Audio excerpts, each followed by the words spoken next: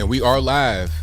How's everybody doing tonight? My name is Anthony Brian Logan, and you're watching and/or listening to ABL Live. Thank y'all for joining. You could be almost anywhere in the world tonight, but you're right here with me live on the show, and I appreciate y'all for that. We got a whole lot going on all over the internet, social media, mainstream media, everywhere. There's a whole lot happening. The protests in Cuba are a pretty hot button issue right now. And a lot of the people coming out and saying they support the Cuban people and whatnot, on the left, of course. A lot of them are not talking about the obvious thing, which is the communism. That is the most pressing issue, at least in my humble opinion. We'll talk more about that. Also, we got to talk about the Haitian president being assassinated in Port-au-Prince, right in his compound, with there being, 28 arrests? I think it was 26 Colombians and 2 Haitian Americans. And then they said that it was all linked to a South Florida security firm. What's going on with that? Were they there to be bodyguards, or what's really happening? We'll talk about that. Also, we got to talk about this video I came across of the woke teacher reading this book. What was it about? One of these racist books, of course, disguised as a thing that's not racist, disguised as a thing that's anti-racist, talking about white privilege. Saying that she could come from nothing, just pure poverty, and she'd be better off as a white person than any black person in the world. We'll talk about all those things and more on tonight's episode of ABL Live. And I thank y'all again for being here. You could be almost anywhere in the world, but you're right here with me live on the show. Let me get my camera fixed right quick. I'm trying some new set. There we go. I'm doing some new settings on the camera to keep my flags in focus, just to make sure you guys can see that. But we're going to get into a whole lot tonight. And again, I thank y'all again for joining on tonight's episode of ABL Live. We got a whole lot to cover. Shout out to everybody that's been in here for a while. Shout out to everybody that's liking, commenting, subscribing. If you're not subscribed yet, I don't know what you're waiting on. I don't know what I got to do, but go ahead and subscribe to the channel right now. Like the video if you've not done that yet. Also, tell a friend that I am on right now as we speak. So I'm gonna get to Cuba because I got a lot to say about that. I'm gonna get to the Haitian president as well. I think I'm gonna talk about the runaway Democrats. I think I'm gonna just start there and then work my way into some of the other topics. That's probably the best way to go about what's happening here. Now, have you guys been following the story of the runaway Democrats, the Texas Democrats out there talking about they're running away from democracy to save it? I think I saw an article on CNN where they actually said that, literally. They said they're running away from democracy to save it. Matter of fact, can we get the article right quick? Let me see if I can pull it up. Okay. Yes. So it says Texas Democrats are on a desperate mission to stop GOP voting bills. And the guy that wrote this is named Stephen Collison. Don't know who he is really, aside from just, having a CNN tag by his name. But let me get that video pulled up right quick. Well, not the video, it's like an article right here on CNN.com. There we go. And let's put it on the screen so you guys see it here.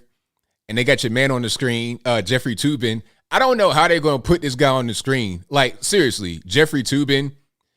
Surely you could find somebody else to talk about legal matters other than Jeffrey Toobin. I mean, I know there's more than one guy in the world that could speak about these. I mean, come on. This guy, really?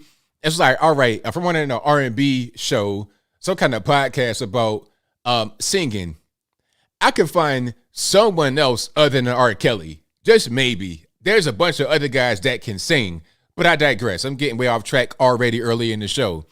So let's just zoom past him. Now, was it in this video? Was it in this article? Oh, here it is. Here, if you can see it, I'm going to zoom in. They're trying to save democracy by walking out on it. It's so dramatic. It's like, sir, are you trying to write little novels for people to read? Like little fiction books for, like, this is something I read in the R.L. Stein Fear Street book back when I was like a little boy. You writing this right now for a CNN article? I mean, what's really going on? So anyway, I'm gonna talk about what happened with the whole Texas thing. I know a lot of you guys have already seen the picture of the Texas Democrats on the plane. And there's been a lot of funny memes because I think they were on a plane with no mask, which is funny because I thought you couldn't really do that. I thought that was illegal. Well, not illegal. I thought that was frowned upon because vaccinated or not, you still got to have your mask on. So this is them right there. All right. I thought this was improper, incorrect. But it's rules for thee, not for me, because they all got the shot. And this is a private plane. This is a chartered flight. All right. So no mask, smiling, and it's all good. But when you go to the airport, I don't care what's going on. Nah, you gotta put that on, right? I think the reason is because this is a chartered flight, not because they all got the shot. Whether you got the shot or not, you got to put that mask on when you go to Hartsfield Jackson and get on a regular passenger flight. You get on that jumbo jet with 100 guests on it, and you going from Atlanta to Dallas. You putting your mask on. That's just the rules for thee, but not for me. If you're a Democrat speaking, anyway, no mask, and it's fine. Talking about, oh, you don't believe in science because you already got the shot. Whatever. It's a private plane. There were 2 chartered flights to take these Democrats out of Texas and then flee to D.C. And it cost them a grand total of $100,000 US. 100,000. Who's paying for that? Is it Texas State House Democrats or is it the big wigs in D.C., which is where they're going? Why not go to Florida? I hear it's nice right now. Why not go to California? It's a liberal utopia, right? Why are you going from Austin, Texas to Washington, D.C.? What's really going on? And why are you going to Dulles and not Reagan? But I digress. So you've seen the pictures. I think they were on the plane and also on the bus with a bunch of beer. Y'all saw that, the Miller Lite. I saw the Miller Lite. Can I find the bus picture right quick? Let me see if I can find the bus. And there's a meme with the bus that I'm going to share with you guys as well. So they were on the bus to go to the charter, if I'm not mistaken. And this is them. You see the little Miller Lite beer right there, right in the corner. I guess that's super important, right? You guys are elected officials, Texas State House Democrats. And rather than being in Texas with your constituents, you're going to grab your beer and your belongings and then hightail it on out of there, right? I guess that's what's happening. Now, here's the bus picture. So I want you to get this in your mind. Nice, fresh image. And I see your guy right there that went on Fox. I think that's him right here. Real snazzy, sleek haircut. I like that. When I grow some hair, I'm going to get my hair just like that, right? I'm going to get the Howdy Doody, Dennis the Menace. I'm going to get the 1975 14-year-old boy in the sitcom hairstyle. I'm going to get that for myself when I get a little bit of hair. When I do the hair club for men, all that good stuff, I'm getting that right there. I'm not sure how it's really going to jive with my hair texture. I might got to get the conch or the little stuff in my hair, but I'll make it work. Anyway, so this is them on the bus, and then they went to the charter. But I found a meme of them, and I got to share it with you guys if I can find it, because that was hilarious too. And then I may get into the meat and potatoes of what's going on with the whole situation. All right, there we go. Perfect. Here we go. So I'll put this on the screen. And can we get a little bit of audio? Let's get some audio. I'll turn this damn bus around. That'll end your precious field trip pretty damn quick, huh? Shout out to Chris Farley, the GOAT. Classic. I'll turn this damn bus around. That'll end your precious field trip pretty damn quick, huh? So the memes are flowing from these pictures because they're clowns. It's like, all right, how you going to be an elected official yet not even show up for your post? And let's get into it. Let's talk about the reason why they left Texas and went all the way to D.C. which is pretty far. I mean, I've gone from Texas to Atlanta. Like I went from Atlanta to Dallas. That was about a good 3-hour flight. And then I went from Atlanta to El Paso. That was a good almost 4-hour flight. I think right around 4 and some change. It's a pretty long flight. So to go from Austin probably to DC, that's a nice little journey, you know. So why go all the way halfway across the country for what? Well, the rules in Texas state that if you do not have 2/3 of the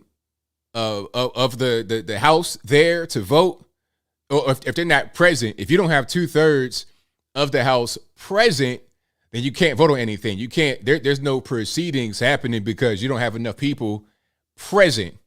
Whether they vote or not is a different story, but you must be present. Texas rules also state that if you're not present for your duty, which is to vote as a Texas State House rep, then you can be arrested and forcibly brought back to Austin to be present. So since they're not in Texas, it doesn't apply to them as far as the whole arrest thing because they can't go beyond Texas and get you.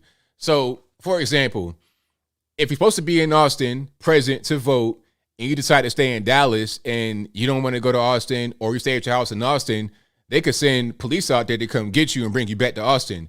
But if you go to DC, they don't have the power to go all the way across state lines to come get you, bring you back. So they're going to stay outside of the state for as long as the session is happening, which is 30 days. Then they'll come back.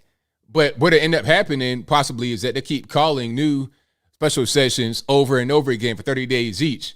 I think it happened before about 15, 17 years ago where they stayed gone until October to prevent a law from going on the books. Ultimately, it's not going to work. They're going to be able to get it done because they have the votes. All Republicans are going to be in favor of it. Matter of fact, Republicans passed a measure 74-4, if I'm not mistaken, to arrest those who left. And the only 4 votes came from Democrats who did not leave. So it was a unanimous thing from the Republicans. Only the people that were Democrats who did not leave, they're the only ones that voted against it. So the Republicans have control in Texas as far as the state legislature. So they're delaying the inevitable. Now, what are they trying to prevent from going on the books? Some new voting laws. It's 4 highlights that I read. And if there's more, you guys let me know in the comments. I don't know everything. This is just what I've read. These are 4 of the highlights. Now, the first thing is actually a positive. They're going to expand access to voting in certain parts of the state. That's part of the Republicans' bill they're going to try to make law in Texas. The other things are they're going to ban 24-hour voting. So you won't be able to go like IHOP 3 o'clock in the morning and then go vote. You won't be able to do that. But I think you'll still be able to go until like 9 or 10 o'clock at night and vote. Why do you need to be out there 3 o'clock in the morning voting? For what? Why?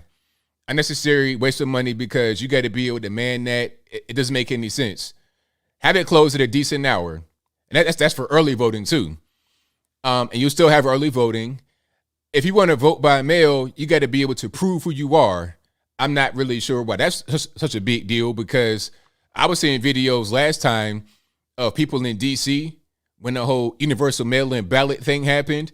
They were getting, one person had 8 different people's ballots come to their apartment. 8 different people.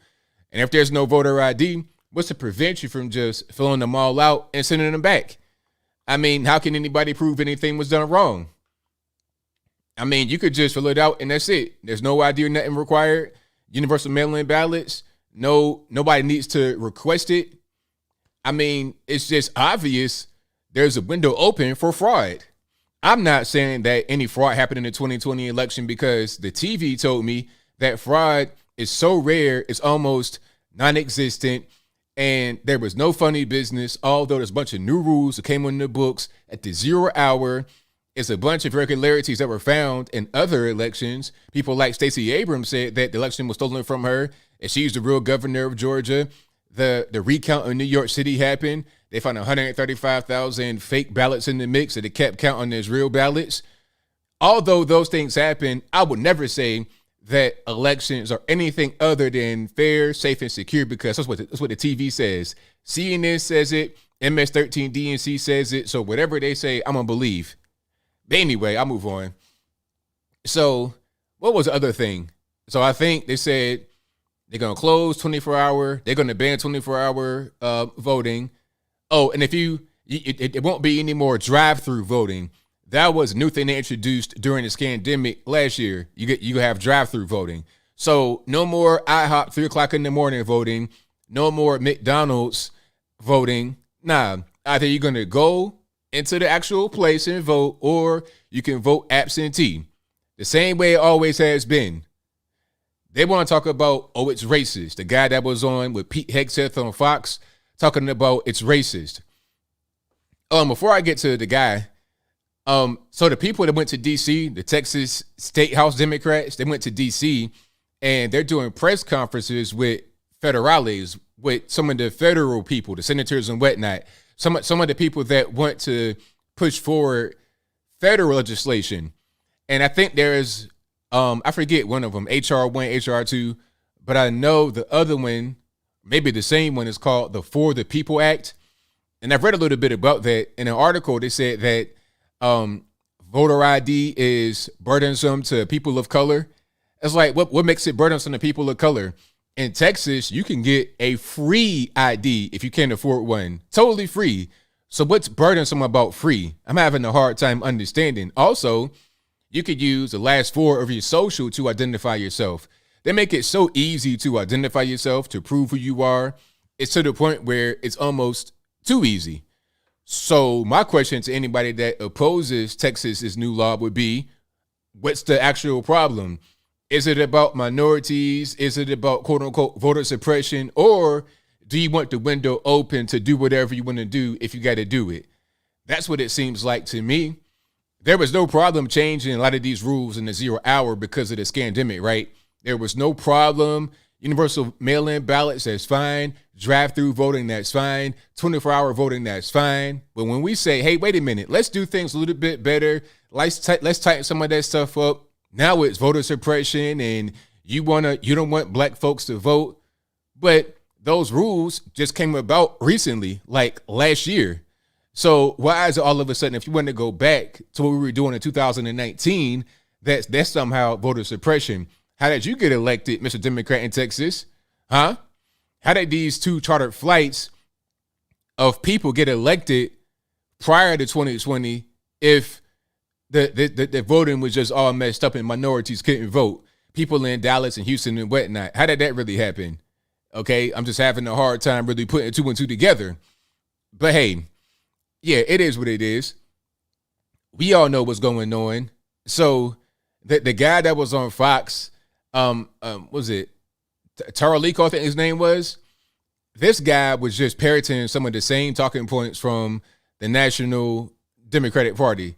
It's not really about Texas, because if it was about Texas, you'd be down there getting things done. You wouldn't be escaping. You wouldn't have ran away to D.C., staying up there for who knows how long. And how are they going to actually be living? Who's paying for their expenses while they're out there? Who's paying for the hotel or the Airbnb or whatever for all those people? They spend $100,000 just on the chartered flights by themselves. So how about your extended stay? You're talking about into the millions. Who's paying for that? Where's money come for that? A lot of shady money, a lot of really scummy things going on. And here's something else. Here's a kind of a rhetorical question to everybody out there. And also just a real question to people like Joe Biden. If voter fraud is so rare, it's so unheard of, if the things that we're talking about are such small potatoes, we don't really need it. If that's the case, then why all the attention toward it? Why all the money spent trying to fight it? Why is Joe Biden going on TV talking about it? Why? If it's not really a real thing, then what's the point in doing all this about it? I mean, I don't really understand. We're trying to get it back to the way it was with more, more measures to make sure everything is safe and free and open for everybody. Not just to make sure elections go properly on an official level, but also to instill confidence in the American people that things are going to be right. Because if I'm seeing some of these videos on the Instagrams talking about, oh, well, I got 15 ballots mailed to my house and I filled them all out and I send them in and I don't need voter ID. So what they're going to do when I see things like that, I'm like, does my vote even count? Does it even matter? Why am I doing anything? If I'm seeing that, then there is a lack of confidence in my vote. So if it's not really a big deal and we're making a mountain out of a molehill, then why are you doing press conferences, spending millions of dollars trying to fight it? Obviously, there's something going on there that you want to keep. You want to have the advantage for yourself. You don't want the advantage on our side. So we see that this is a fight worth fighting for sure. But thank y'all again for being here. I appreciate you guys. If you enjoy what you're hearing so far, go ahead and get the video a thumbs up. Also, like the video, share the video, do all that good stuff. We got a whole lot going on tonight. A whole lot going on. Hey, yeah, I know it, Baron. We all know what's going on, for sure. We all know what's happening. But I want to make sure that everybody's on the same page and we all know what's going on. That guy that was on Fox got tore to pieces. And if you have not seen that video of the debate between him and Pete Hegseth over on the Fox News channel, go ahead and link. I'll link to that in the box. Of course, it's on my channel, one of the more recent videos I've done. Check it out there. But we got a whole lot more happening. Let's talk about Haiti right quick, and then I'm gonna get to Cuba.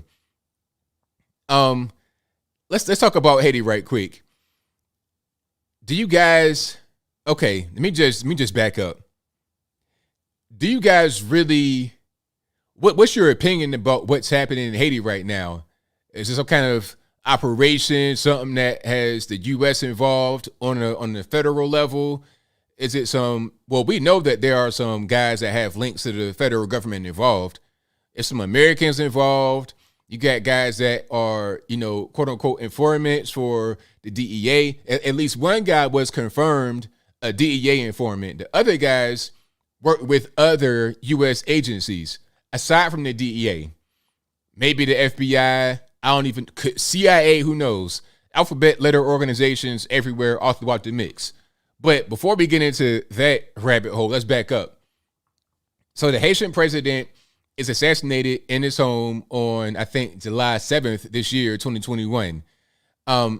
28 mercenaries allegedly raided his home. He was shot and killed, unfortunately. Rest in peace. Jovenel Moise is his name. He was shot and killed, and his wife was shot, but she did not die. She's doing very well, last I checked. Now, he has a security force, a security team. I'm not sure how the mercenaries got past the security team. Was there any kind of gunfight happened before they were able to raid the property? I don't know, but they were able to raid the property, assassinate the president, shoot the first lady. And it was weird because I saw some video of the aftermath and it was really strange. They raided the property with what appears to be just them on foot. It was no vehicles involved. But when they left casually in vehicles. So I don't know what's going on with that. Did I not see them at first with the cars going onto the property? Did they steal the cars from the property and leave in those, thinking that they get away with it and it won't be a real big deal? I have no idea. But when they left in a convoy of about 4 cars. Casually, calmly, it wasn't even a rush to get off the property. Maybe they thought that if they left casually in vehicles, then it wouldn't appear to have been like they were the ones that did anything to them, and they could just mosey on out, get from point A to point B, and that'd be it. But they left in cars. But when they got to the edge of the road, because I think the president's compound may have kind of been on a hillside, like up in the mountain. And it was only one road going to the compound. So the road was kind of, if you've ever been like some of these big, like some of these small mountains in certain states where it's one big road to go up and it's crazy, curvy. It was kind of like that. Anyway, once they get to the bottom of the hill or the road, whatever, they are met by Haitian security forces and a gun battle ensues. Now, the gun battle happens. And I think a bunch of these guys flee into a nearby house. They flee into their house, and the strategy was wait them out. It's Haiti. It's super hot. This house has no air conditioning, no plumbing, no nothing. So it's 90 degrees. It's just straight cement. There's no fans or nothing. It's super hot. You don't have any food, no water. You're pretty much going to expire if you're in there for too long. So they waited him out for about 12 hours. Then they threw in, I think, some tear gas. And some of the guys came out voluntarily. I think they threw out 4 people. They had 2 police officers who were at the president's compound as hostages. They threw them out, and then they threw out the 2 Haitian Americans who were there with them. I think they were translators. And they said that they were hired by somebody. I'll get to the hiring part in a little bit. So they engage in the gun battle with those that are still in there who have not come out. And at this point, I think 3 Colombians died because everybody's Colombian aside from the 2 Haitian translators, Haitian Americans from South Florida. Anyway, they're able to go into the house and capture most of the Colombians. Well, some of the Colombians got captured here. Not all. I think at least 6 got away totally. Don't know where they are right now. As of right now, last time I checked, they don't know where 6 of them are. But some of them went to the Taiwanese embassy. Now, this is really weird because they were in this house, right? This kind of random, nondescript house. And they walked in the back of the house, and directly behind this house was the Taiwan embassy. So did you already have this mapped out? Was this kind of like your escape route from the beginning? Because they walked out of the back of the house, and it was these steps that went up this hill. And once they reached the top of the hill, they went north, and just in like about 300 feet is a Taiwan embassy. Nobody was there at the Taiwan embassy except for 2 bodyguards or 2 security guards. They kidnapped them, tied them up, and they went into the embassy. So their thought process was, hey, if we're in a Taiwanese embassy, you can't come in here because of, some international laws and things of that nature.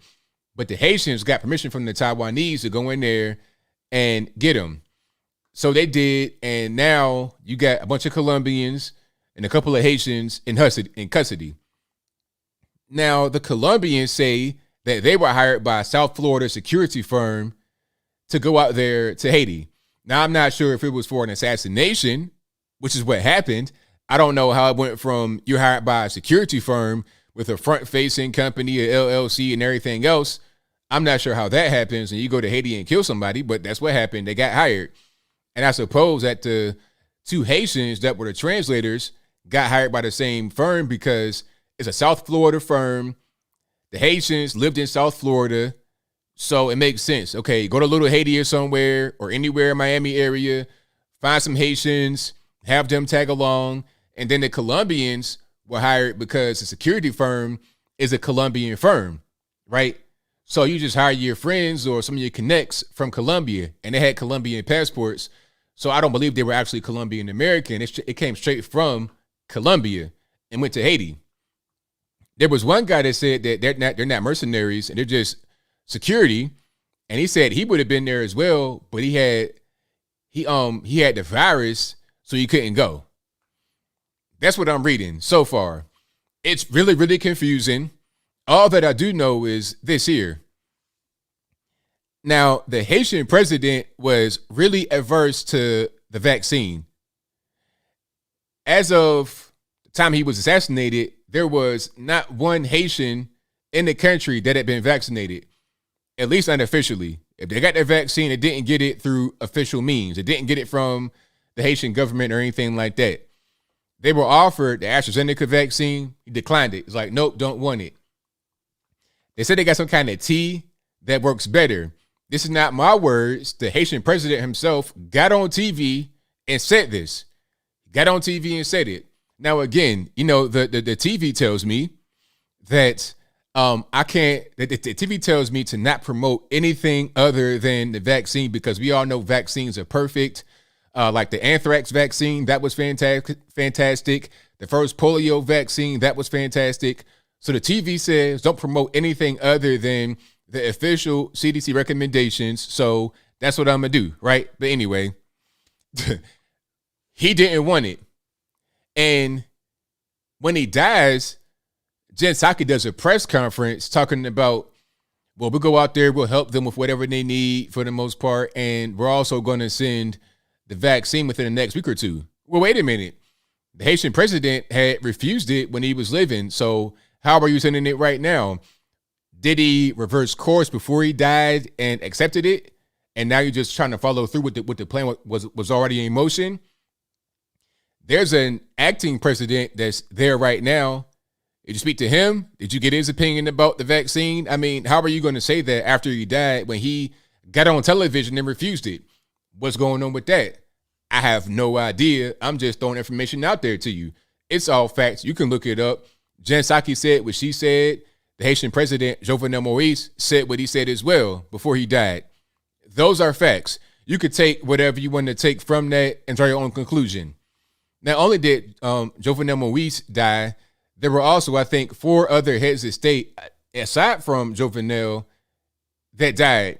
At least 3. There was one guy from Swaziland, but it wasn't a Swazi king, which is a whole different story. They're a monarchy, but that's a different ball of wax. One guy from Swaziland, not sure really what he was because he wasn't a king. Then there was president of Burundi, Cote d'Ivoire, which is Ivory Coast, and I think Tanzania. All of them died. I don't think they were assassinated, but they were talking about they had heart attacks and there was rumors of they had the virus, but didn't want anybody to know.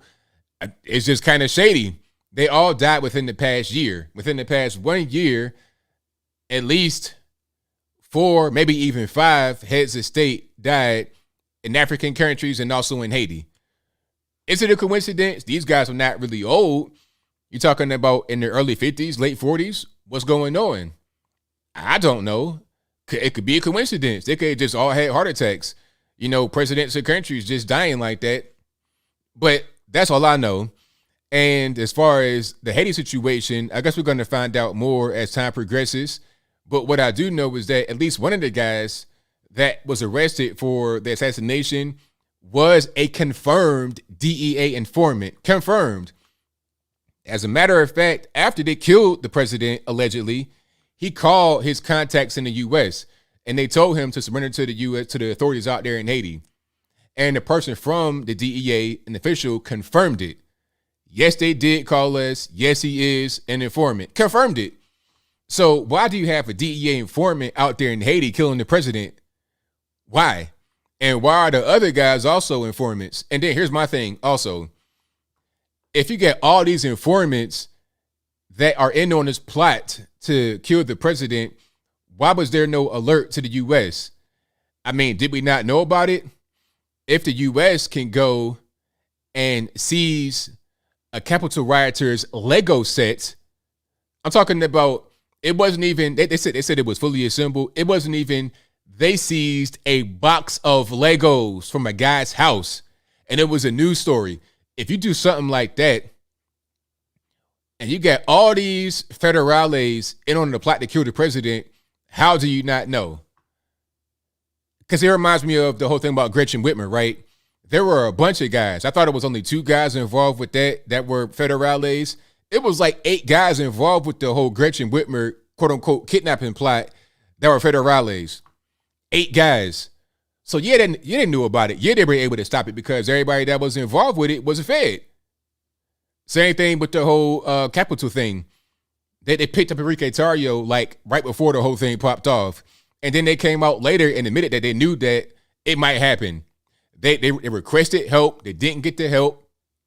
So they knew about it. They knew about the riot before it happened. They knew about the Gretchen Whitmer situation. So how do you not know about the Haitian president being assassinated? Haiti's right there off the coast. You got contacts that go to Haiti all the time and you don't know. Also, I forgot one more person because it's kind of a tangled web. There was a Haitian American doctor who was arrested by the name of Christian Emmanuel Sanine. He was arrested by the federales after the whole thing popped off because they're saying he was involved. He wanted to be the president of Haiti going back to at least 2011, so about 10 years ago. They said that he might have set the whole thing up.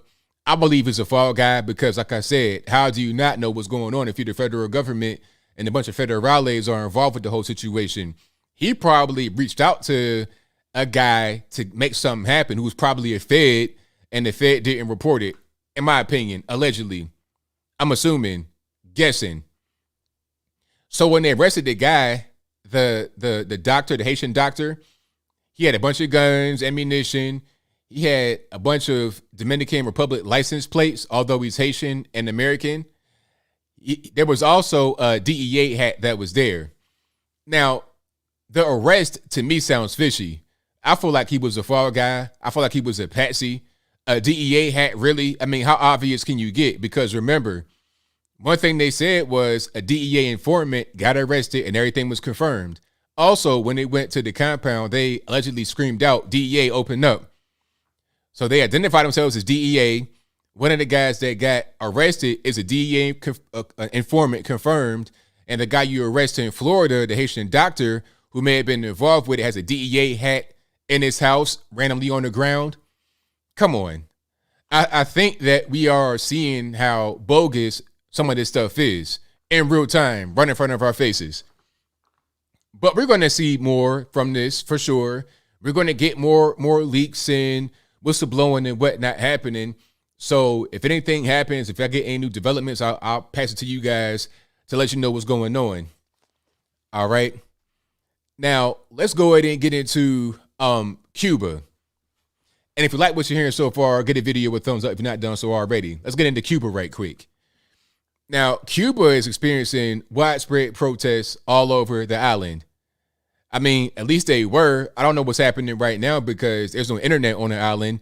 They shut the internet off because they don't want people to see what's happening on the outside, and they don't want anybody internally to be able to organize easily. But anyway, I digress.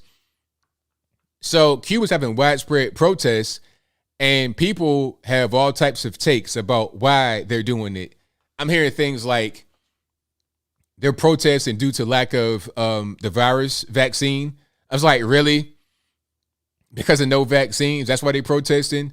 Not communism, not the inability to eat food, not the really expensive prices of food, if you can get it, no medicine.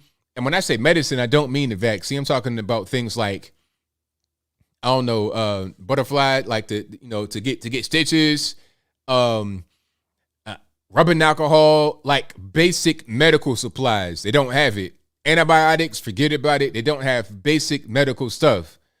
Food is difficult to come by. There's a lot of things they don't have in Cuba that they should have. You should be able to feed yourself. They got plenty of fertile land. It's an island nation in the tropics. Why can't they grow food? Before Castro, they were able to grow food and feed themselves. Now they rely upon imports to feed themselves.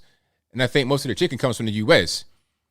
U.S. had, and it's funny because they want to try to blame the U.S. for the protests, talking about, well, you guys got the blockade on Cuba. It's your fault. You're the reason why Cuba is struggling. You're the reason why Cuba is starving. No, we're not.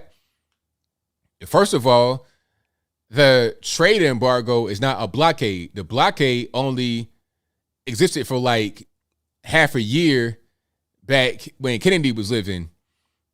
So you're talking about the missile crisis way back when in 1962, that's when it happened for just a short period of time during the missile crisis. And when the crisis was over, the blockade was over in the same year when JFK was still living. There's been no blockade since. Now there's an embargo. There's a trade embargo between the U.S. and Cuba, but not between Cuba and the rest of the world. So if Cuba wants to go deal with Canada, China, Russia, Brazil, somewhere in Africa, somewhere else in Asia, they can do that. And as far as a U.S. trade embargo, there are exceptions that got brought into place starting in the year 2000. The exceptions are for food and medicine. And what are the two main things that they don't have enough of in Cuba right now, or they're very expensive? Food and medicine. So don't blame us. You got to blame their government out there, the communist government. That does not work. Communism always fails. North Korea, Cuba, it fails. China is communist, but also capitalist at the same time. They got capitalist systems under just a tyrannical government. But Cuba is not, the government is the problem, and that's why they are protesting. And, you know, people on the left that believe in communism, they wear all these commie shirts. People like, what's your man, Colin Kaepernick wearing the dumbest thing, wearing a Castro t-shirt in South Florida, which is basically Cuba part 2. It's like Cuba and Haiti. It's like South Florida is pretty much part of the Caribbean. A lot of Cubans out there. Why would you wear a Castro shirt in Miami of all places? They got little Havanas right there. Why would you do that? People had to flee from Castro and his oppressive regime government that failed. They had to flee. But they don't understand that. They think that these are revolutionary figures and we're gonna do something great. No matter of fact, it was Che Guevara, pardon me. It was a Che shirt. Same thing. Castro, Che Guevara, same thing. Anyway, why would you wear that in South Florida? Like, what are you thinking about? It's not very smart. Because they don't understand what communism brings you. They don't understand the misery. They don't understand lack of freedom that communism is. So they just wear these things and they say these things without really knowing. I was reading somewhere on the interwebs where somebody said that Cuba is not communist. They are a monarchy. It's like, really? I didn't know the president was a king. I mean, who's the queen of Cuba? Who's the king of Cuba? I didn't know that. That's news to me, because they say they got a one-party system. That means it's a monarchy. It's like, no, that's not what that means. The UK, that's a monarchy, but they still got a government, but that's a different story. Anyway, no, it's communism. Don't try to dress it up, make it be something else that it's not. It is communism, and it does not work. Never has and never will. It doesn't matter how many AOCs you get on television to say that it is going to be great and everybody's going to have food. No, they're not going to have food. It happens over and over and over. Soviet Union, Germany, Cuba, Venezuela right now is not working. And it's all the same. Socialism, communism, all the same thing. Too much government control. Now, this could be a preview of us in America if we don't tighten up, in my humble opinion. Now, I found this particular clip. I'm going to put it on the screen. This is kind of what's happening. It's kind of an example of what's going on, and we don't want to go in this direction. Let me put it on my screen right quick. Give me 1 second. And let's go to, matter of fact, go to my Instagram page if you've not done so already. Instagram.com/Anthony B. Logan. That is ANTHONY, the letter B, LOGAN.com. Check it out. Let's get some sound right quick, and let's go to my Instagram page, and let's pull it up. Good comment, and I wanna talk about a little bit of. Now, if you can't see what is on the screen, this person is responding to a comment that says, "No guns for the people, no rights." That's why the U.S. wants to violate the Second Amendment. Okay, so the Second Amendment is the key point behind what she's going to say here. Of Cuban history related to this, okay? Because 62 years ago, Cuba was just as free as America was. We used to have the right to have weapons. We were just like America, okay? Fidel came along, and as soon as he took power, the first thing he did was to take account of every weapon that there was in the country and who it belonged to. Once he finished that task and he had a complete data of every single bullet and gun that there was in the country, he went ahead and impounded for the people, leaving an entire country without arms. Only the army has weapons in Cuba, and that's why the people don't do anything. Simple. So simple. Broke it down perfect. Within 1 minute time, very simple, broke it down. When you're talking about that, that's why when people talk about having registry and knowing where all the guns are, all this, that, and the third, it's, you know, you got to understand these things like this, taking guns away, it doesn't happen in just one fell swoop. There's always steps. There's always steps. Oh, here's just one little law. It's okay. One little law won't hurt nobody. Here's one more. Here's one more. And before you know it, you have no more guns. And then when you have no more guns, the president can say whatever they want to say. And the military, if they are pretty much brainwashed, which is something that's going on right now with critical race theory, I'll talk about that, I guess, in a minute. But if they're brainwashed, then they'll pretty much just go along with it. You can't fight back. The military got control. The president got control. That's what's going on. So it's always the same thing. Nicaragua, it was the same thing. I believe in China, it was the same thing. And if we're wrong, let me know in the comments. North Korea, same thing. All over the world, it's the same thing. It's like Groundhog Day. Every single time, it never fails. But yet, people that believe in gun control and socialism and communism, they say, oh, no, they didn't do it right. We can do it better. I can't tell. It always, always, always ends the exact same way. Always. It's not a race thing. It's not nothing. It's just governments that do not work. They don't work. Capitalism is the best way to go. The best. Everybody in the world wants to be here. Everybody wants to be here. Well, I'm not going to say 100% of everybody, but if you polled most of the whole world and they say, hey, where do you want to live aside from where you live right now? If you could pick one place in the world to go to aside from right here, the majority are going to say US of A. The majority. That's why you got this big influx at the southern border. And it's not just Mexicans and Central Americans. They come from all over the world. It's not a race thing either. They find white Canadians at the southern border. White Canadians, they find a lot of Chinese. The Chinese are number 2 group that come in illegally aside from Mexicans. Number 2 from China.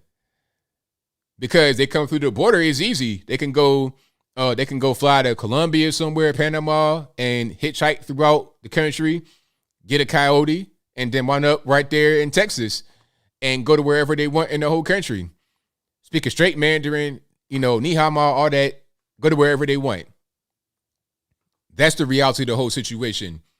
A lot of birth tourism. They'll fly over here on a visa, fully pregnant, have a baby, anchor baby. That's what goes on. So we got to stop all the nonsense, right? And Cuba, it's a warning to us over here in the U.S. and also a preview of what will happen if we don't tighten up. It is most certainly a preview. Exactly, Leo Mazzina. If the government takes control, they're going to turn on you. They'll become tyrannical. And some may not even see it as tyrannical. And that's the point. That's the problem. Because some are going to go along, get along. They're going to be okay with it. But others won't. The government needs to be small as possible. They shouldn't be involved in your everyday life. They should be kind of in the background, get my roads together, protect us from international threats, making sure that everything is cool, but not in my everyday life. It's just too much. Because when they do that, then they control your life. Then they run your life. And I don't think anybody wants that for their life, to be dominated by somebody else that don't even live in your household. You do not want that at all. But I think Texas Meg says we had over a dozen guns, lost them in a tragic boating accident. I know the feeling.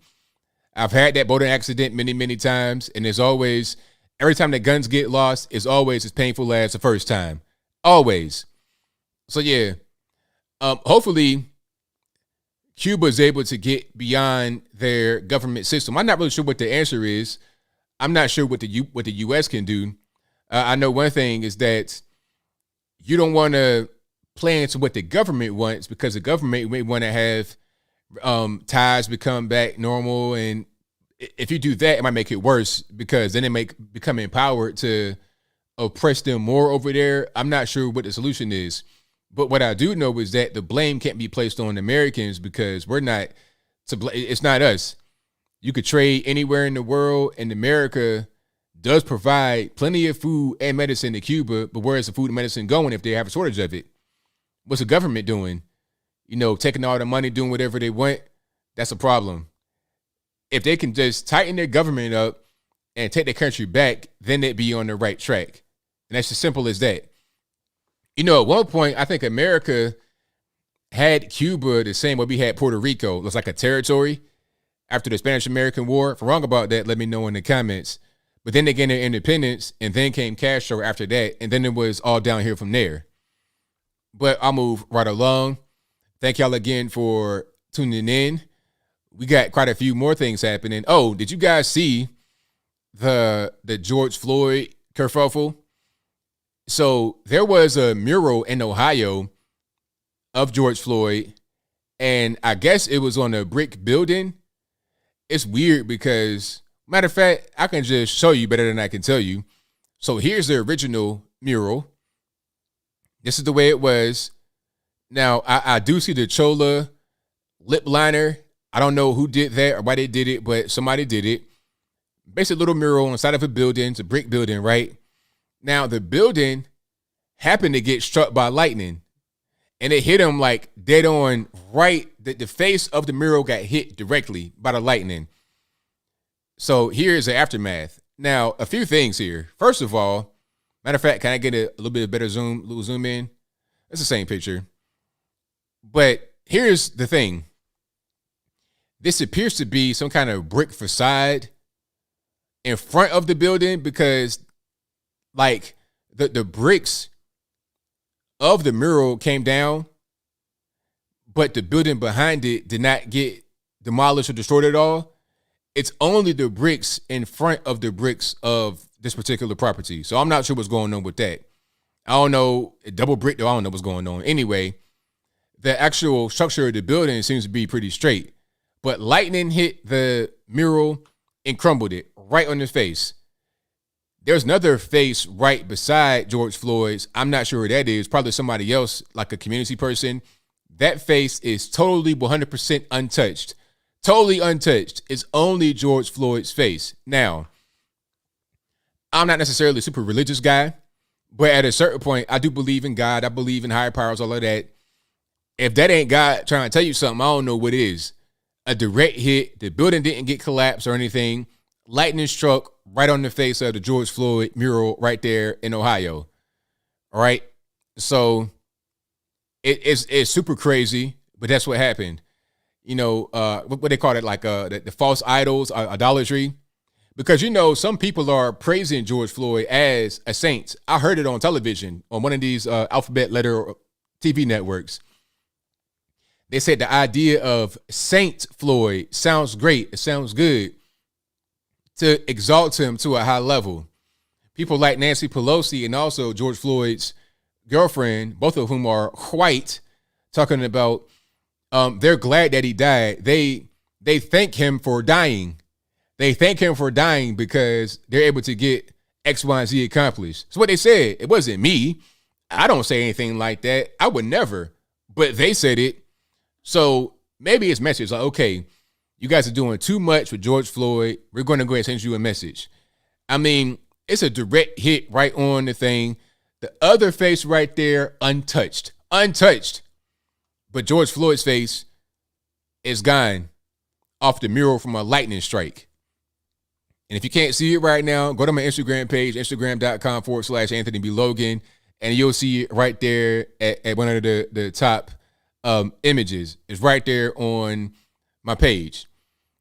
But it's crazy. And speaking of BLM and black men and how they are important or not important, did you guys see the lady, the cringe lady, reading the book about white privilege? Now, I did that video just now before I did this, before I started this live. I'm going to go find it right quick and put it on the screen. Matter of fact, hold on. I can show you this right here, and that might kind of be enough. Okay, so here is a picture of her, and I'll describe it if you can't see it. Now, this person is reading from a book, I guess for children, about white privilege. Now, they appear to be in their home, so I'm guessing it's a Zoom class or something like that, or she's practicing. I'm not really sure. There's a whole lot going on here. First of all, she white, reading about white privilege. So anytime I see that, I'm like, okay, are you white supremacist? Do you believe that you have white privilege? If you think you have white privilege and you are able to do things that others cannot because you're white, and that's white supremacy right there, right? You think you're superior to other races because of your race. It's white supremacists. Anyway, you're trying to be woke, all this, that, and the third. Your attire, I'm seeing some things here. Your surroundings, your setting. You have on a shirt that says, "Dear Black women, thank you for saving America." That right there is if you don't know it, it's kind of an anti-black male message. It's a racist message because of the context of it. Why not just say black people? Why not say why just black women? Why is it that way? It's because it's a message in it. Thank you for the tea. Appreciate it. The message is that black men aren't needed in this quote unquote movement. They're not needed. It's all about the women because they're part of the whole intersectionality of BLM and LGBT and everything else. That's the message, whether you know it or not. Because let's go to the background of the image. You have a BLM flag and also a LGBTQ, LMNOP, X, Y, and Z flag, right? The BLM flag, what did they say on the website before it got scrubbed? We hate the nuclear family. We're all about black women empowerment, black female empowerment, the LGBT empowerment. Where's room for black men? The only time you matter as a heterosexual male, period, well, heterosexual black male, is when you get killed by police. Like I said, you could be Yosemite Sam, you could be Rackham Frackham Varmint, shooting and killing, thugging and drugging. It doesn't matter. If you get injured by police, not even killed, just injured by police, you are now appointed as a BLM martyr. They'll use your death, your injury, your paralysis, or whatever it is to further their anti-family narrative, to promote their anti-American narrative. That's where you fit as a heterosexual black male. Now, if you're gay, then you fall into the LGBT, right? If you're a heterosexual white male, then you can be where she is, talking about how supreme white people are in an effort to try and talk about how racist they are. Does it make sense? No, but this is what they do. And you see the LGBT flag, of course. It's symbolic. It's like a trifecta. You got the, self-hating white liberal right here in the middle, talking about everything, reading it, kind of orchestrating it. You got the BLM flag, so they can go out there, tear things up, tear the black community down, and say that it's for your own good. And then the LGBT, I don't have no problem with, if somebody's gay, that's their business. I don't care what somebody does in the privacy of their own home. But then when we have drag queen story time or something else I saw, I would not show that particular image, but it was over in UK. And by the way, I think one of the UK, it wasn't UK. I think it might have been Macron or somebody said that American woke culture is going over there. I mean, they got other problems to worry about, but that's a different story. But I think it was in UK. There was a drag queen story time type of event where a guy had on a rainbow colored monkey suit with fake nipples and also a fake thingamabobber. You understand what I'm saying? And it was out. You could see it. It was like, all right, what are we really doing here? Is it appropriate to go do something like that? If you, as a parent or as a kid, go to a public library and there's a guy walking around with his fake Johnson swinging around, I mean, what do we really do with that? But they say if you are against that, that means you're a bigot, right? The same thing with the weed spa in LA. If you see a male with this stuff just going everywhere and you say, hey, I'm a female, I'm in the female side, I don't want to see that. That's an indecent exposure. Can we call the police? Nope, because if you say anything about it, that means you're a bigot. That's kind of what's going on with all this stuff. Okay, now in the video I did, it was more of the same, talking about how racist white people are, and some of the dumbest things, talking about people in power are always going to be white. That's not true. Talking about police officers and teachers, it's not even really real. When I was a kid coming up, to see a white person was kind of rare. In my neck of the woods, in Virginia, Portsmouth, Virginia, Chesapeake, Virginia, even in Norfolk, it's rare to see a white person in my neck of the woods. 100% black neighborhoods, 95% black neighborhoods, and the white guys that were there were the same as you. So all this white, this black, that wasn't even really a thing. It just wasn't. And as far as the teachers, we didn't care about what color you were. Are you a good teacher or not? Because we knew as kids, in the hood especially, that we wanted to go to the best schools. We knew that some schools better than others. Everybody wanted to go to the good side of town to go to the best schools. When I was a kid in Portsmouth, everybody wanted to go to Churchland because that was the best schools. Everybody knew that. You could be 8 years old and know that. It was just a fact that everybody knew. we all knew where to go because we had been around. A lot of us are kind of mature for our age as far as understanding the way that the world worked. So we didn't care about white teacher, black teacher. It's like, can you teach us this information? Are you good? Are you not good? Simple as that. So these people, I feel like, have a lot of guilt internally, and they don't really know what's going on. So they read certain books, they cherry pick certain books to read, and then they fill their mind with garbage. And also, they've been brainwashed too. She might be a victim herself of the brainwashing. So she's brainwashed in K through 12 and then goes on to brainwash others. That's kind of how it works, at least in my humble opinion. Maybe I'm wrong about that, but let me know. Let me know. But yeah. And then she said that how would you feel if you couldn't find a Band-Aid that was your skin color? It's like, what?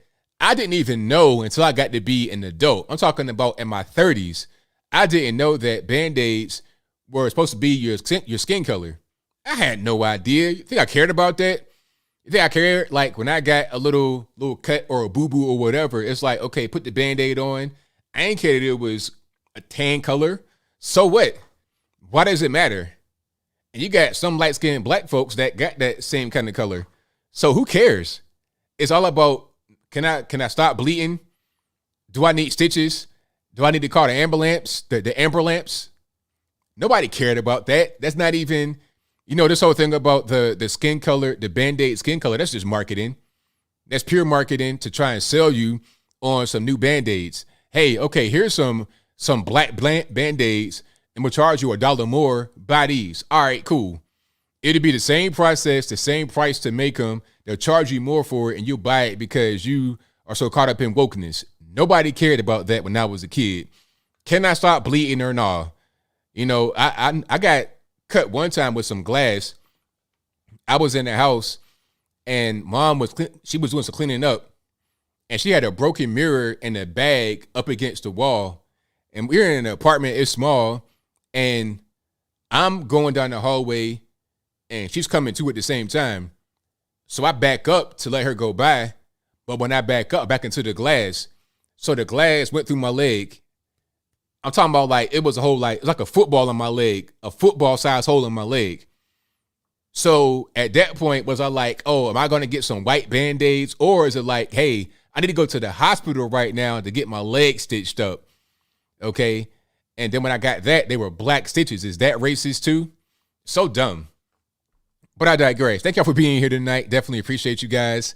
We're going to get to some super chats, and then I get to the calls. The number to call is 434-658-1220. And I'll get to the phone calls in a minute, so y'all just hang tight while I get to X, Y, and Z. But you know what? It didn't even hurt. As far as the glass in my leg, it didn't even hurt. It kind of felt like I just got bumped. Like, it kind of just felt like a bump. It didn't feel like I got cut because it went straight through. And it was like in my muscle. Like, it cut through my leg muscle. It was crazy. I still got a scar right now, and that was like, it had to have been like, when was that? Like 92, 93? It was a long time ago.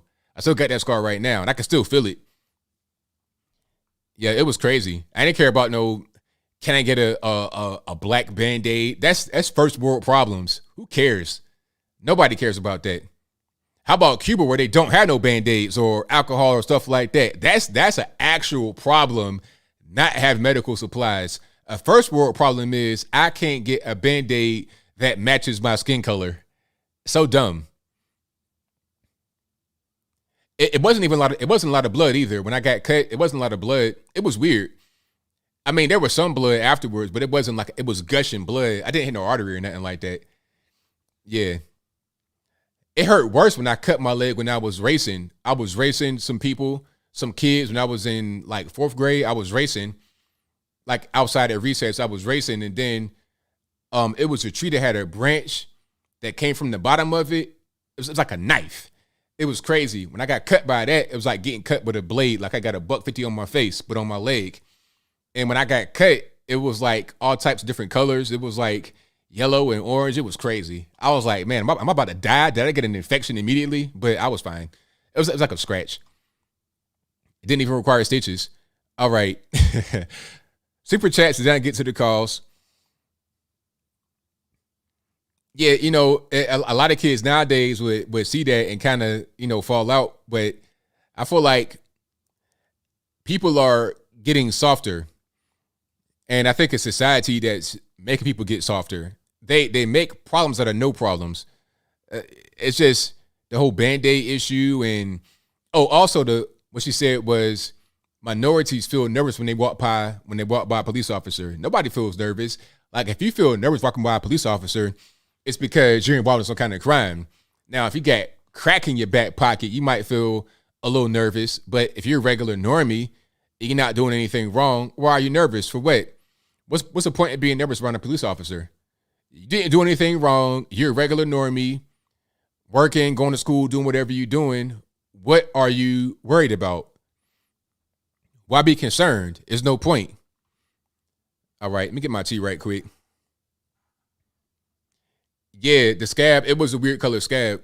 Yeah, it was all kind of colors. I was like, what's going on?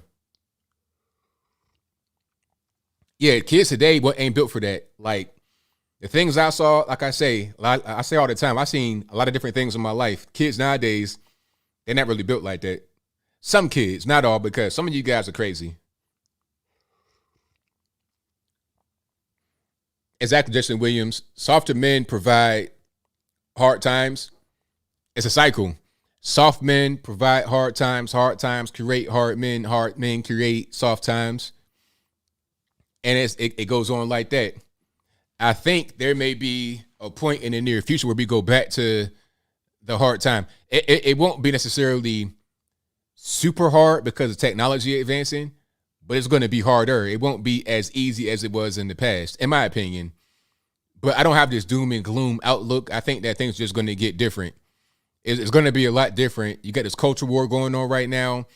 It's going to be different, and we got to be built to handle it for sure. All right, thank you to Leo Mazzino, who says, what is going on in Cuba is that socialism eventually became communism for decades due to dictators like Castro and bringing on government-controlled healthcare, in which drove a lot of doctors out. There you go. Thank you to Eduardo LPs, who says, make no mistake, the people of Cuba have spoken. They want freedom from tyranny. 62 years has had a destructive effect on that most people cannot comprehend. Only those who have always have freedom don't really value the price of freedom. Exactly. Yeah, I mean, if you always had it, you take it for granted sometimes. You don't understand what it's like to not have it. And if you did understand what it's like to not have it, then you be like, okay, now I understand. You know, people don't have empathy sometimes. Put yourself in their shoes and see what's going on. Thank you to Sherry for the donation. Thank you to the anti-view who says, newsflash, Mother Nature is racist. By the way, the mural was on the side of a bar named Mugshots. That's hilarious. Thank you to Matthew who says, would these Democrats fleeing be considered dereliction of duty? Either way, there's snakes on the plane. Well, pretty much, yeah, dereliction of duty. It's also illegal. Like, you can't do that. You could be arrested under Texas law if you're in Texas and you refuse to go show up. Maybe you don't vote. I'm not sure how that happens, but you still have to be there. You still have to be present. If you're not present, then that's a problem. Let me see. Apu says, Army Ranger and teacher Robert Moros held in custody pre-trial for Capitol riot. Judge delays release. Travesty of justice. Prayers for him. Exactly. Thank you to Richard Nixon, who says LGBTQ sauce needs to be destroyed. LGBTQ sauce. Hilarious. Thank you to Tyrannius, who says ABL getting triggered earlier tonight. I'm always triggered, man. It's not my fault. We got to blame the white man. Thank you to Eduardo, who says I'll pay for their trip to Cuba. I'm a secret Santa. Exactly. Everybody who likes communism, socialism, okay, like it so much, we'll go out there and experience it firsthand. It'd be a commie vacay. You get the best amenities, sleep on a hard floor. Might be some rats and cats, bats, whatever. It's fine because it's communism, right? You like it, right? Okay. Ain't gonna be no more Starbucks and all day free Wi-Fi, but I digress. WJ Valente says, according to our favorite Russian defector, Yuri Bezmenov, the media people and the lower level Democrats are the first to go because the useful idiots know too much. very unfortunate for them, can make a deal with the devil. Exactly. Yeah, they be the first ones to go. They know too much, disillusioned, and they feel they're upset because they aren't the ones who get promoted to the top. So they got to go straight away. Absolutely. They get to Ian Kinney, who says Wisconsin Democrats fled to Illinois to not vote on the bill in 2011, exactly the same as Texas Democrats doing now. Yep, same old song. All they're doing is just delaying the inevitable. They can't just stay out of their state forever. And if they are, then it's like, okay, how about your constituents? What about them? Just forget them, huh? Thank you to Apple, who says FBI arrests 5 members of Munn family for the Capitol riot. FBI talked to snitches, teachers of the children charged with picketing the Capitol. Thank you to Santo Bartez, who says, have you seen the Instagram, or not Instagram, the Inspector General report on the FBI's complete mishandling of mass child abuser Larry Nassar, U.S. Gymnastics? The FBI is a corrupt and failed agency that needs to be dissolved and remade. Yeah, they dropped the ball a lot. They become very political, bad leadership. And I feel for the guys that work there that really want to make a difference, that really want to do what's right, but the agency is just not working very well. The IRS, too. The IRS is terrible. After that whole targeting thing of conservatives, that tells you right there that it's, a lot of these agencies have just grown way too much, become way too political, and it's part of the government overreach. Way too much power and too few hands. And the power is mishandled. It's corruption and incompetence combined. Very bad mix. They get to Per Kayla, who says, Texan here, I think the runaway Democrat paychecks should go toward building the border wall since they're not here to do their job. Hey, I'm with that for sure. I'm definitely with that. If they got $100,000 to spend on 2 private charters and they got money to be in DC for a month, living in fancy hotels and Airbnbs, that and the third, okay, well, cool. How about they don't get paid and give their cash, their paychecks to the wall? That sounds great to me. That's 2 birds, 1 stone, ain't it? That gets to Laura Catherine, who says the USA is such a vulnerable position right now. Totally dependent upon China for goods and supplies. We need to function and dependent upon foreign oil with crooked, slow Joe leading us off the cliff. That gets to Apu for a few super chats here, who says, has FBI solved Las Vegas country music situation? No. Has FBI solved the pipe bombs left at the RNC, DNC? Nope. FBI on the lookout for Hot Wheels and Tinker toys. Exactly. You can find all these toys, Lego blocks and whatnot, but can you actually get some crime solved? How about that? Black and White News. Hey, shout out to y'all. I like your channel. Great work. Black and White News says, I'm in Houston and I renewed my driver's license with no problem. And there were a ton of minorities there. Democrat socialists are lying about IDs and voter suppression. That's another lie by the Jim Crow party. Exactly. Of course it's a lie. They know it's not true. But see, they can't actually talk about it being untrue because that would kill their narrative. That'd kill the narrative. That's all that there is to it. All right. And shout out to Tyrannius, who says, I've been riding around town looking for Kinko's to show my black brother how to photocopy his ID. Hilarious. Absolutely hilarious. Yeah, that comment from Kamala Harris talking about, they got to go to Kinko's. Totally out of touch. Don't even know what's going on. See, it's one thing to be fed a bunch of misinformation by people. It's different when you just don't even understand what's happening. You just totally out of the loop. Thank you to Labra Bulls for your donation. Thank you to Apple, who says ABL lightning strike George Floyd Memorial. Of course, just covered that. Thank you to the Anti-View, who says Haitian president against vaccine, president dies. Saki announces relief for Haiti, including vaccines to distribute. Hey, I'm not saying anything other than that. That's just the facts of what happened. Not saying it's connected, but maybe it is. WJ Valente says France, Macron just blackmailed its citizens saying they can't do much of anything unless they're vaccinated. 1 million people immediately submitted. Wow. Yet Cuba is fighting for freedom. What else would they require of us? Very good point. Very good question. Thank you to David Meroff, who says the president of Haiti did not enforce the virus restrictions. Neither did the 2 African presidents who were also assassinated. Well, I don't know if they were killed, but they did die. So I don't know what happened. But you're right about them not enforcing the restrictions. The anti-view says they're listening to Tucker, too busy for that. Well, yeah. Thank you to Ian Kinney, who says, past time to abolish the DEA, FDA, FBI, CIA, NSA, and mostly the Federal Reserve. Oh, that's facts. And throw on the IRS while you're at it. How about that? Too many government agencies, too much going on, too much control, and like I said, too few hands. And it's also mishandled from incompetence and political corruption. Facts. Buck versus Windshield says, liberals say, bring anyone who wants to come to USA unless they're fleeing communism, then it's a no-go. I thought being a dissident was a real reason. And it was funny because I saw, it might have been Reuters or somewhere talking about the Cuban protests might spark a new wave of the virus. It might spark a virus outbreak. But I thought that it was okay to go out there and protest because that's a public health issue, right? Social justice and fighting for freedom. That's a public health issue. So it's okay to go out there and do it. It's not even, the virus is pretty much taking the break at that point, right? I mean, I was told that during the BLM riots. So why is the Cuba protest any different? What's going on? Oh, I see. You could protest.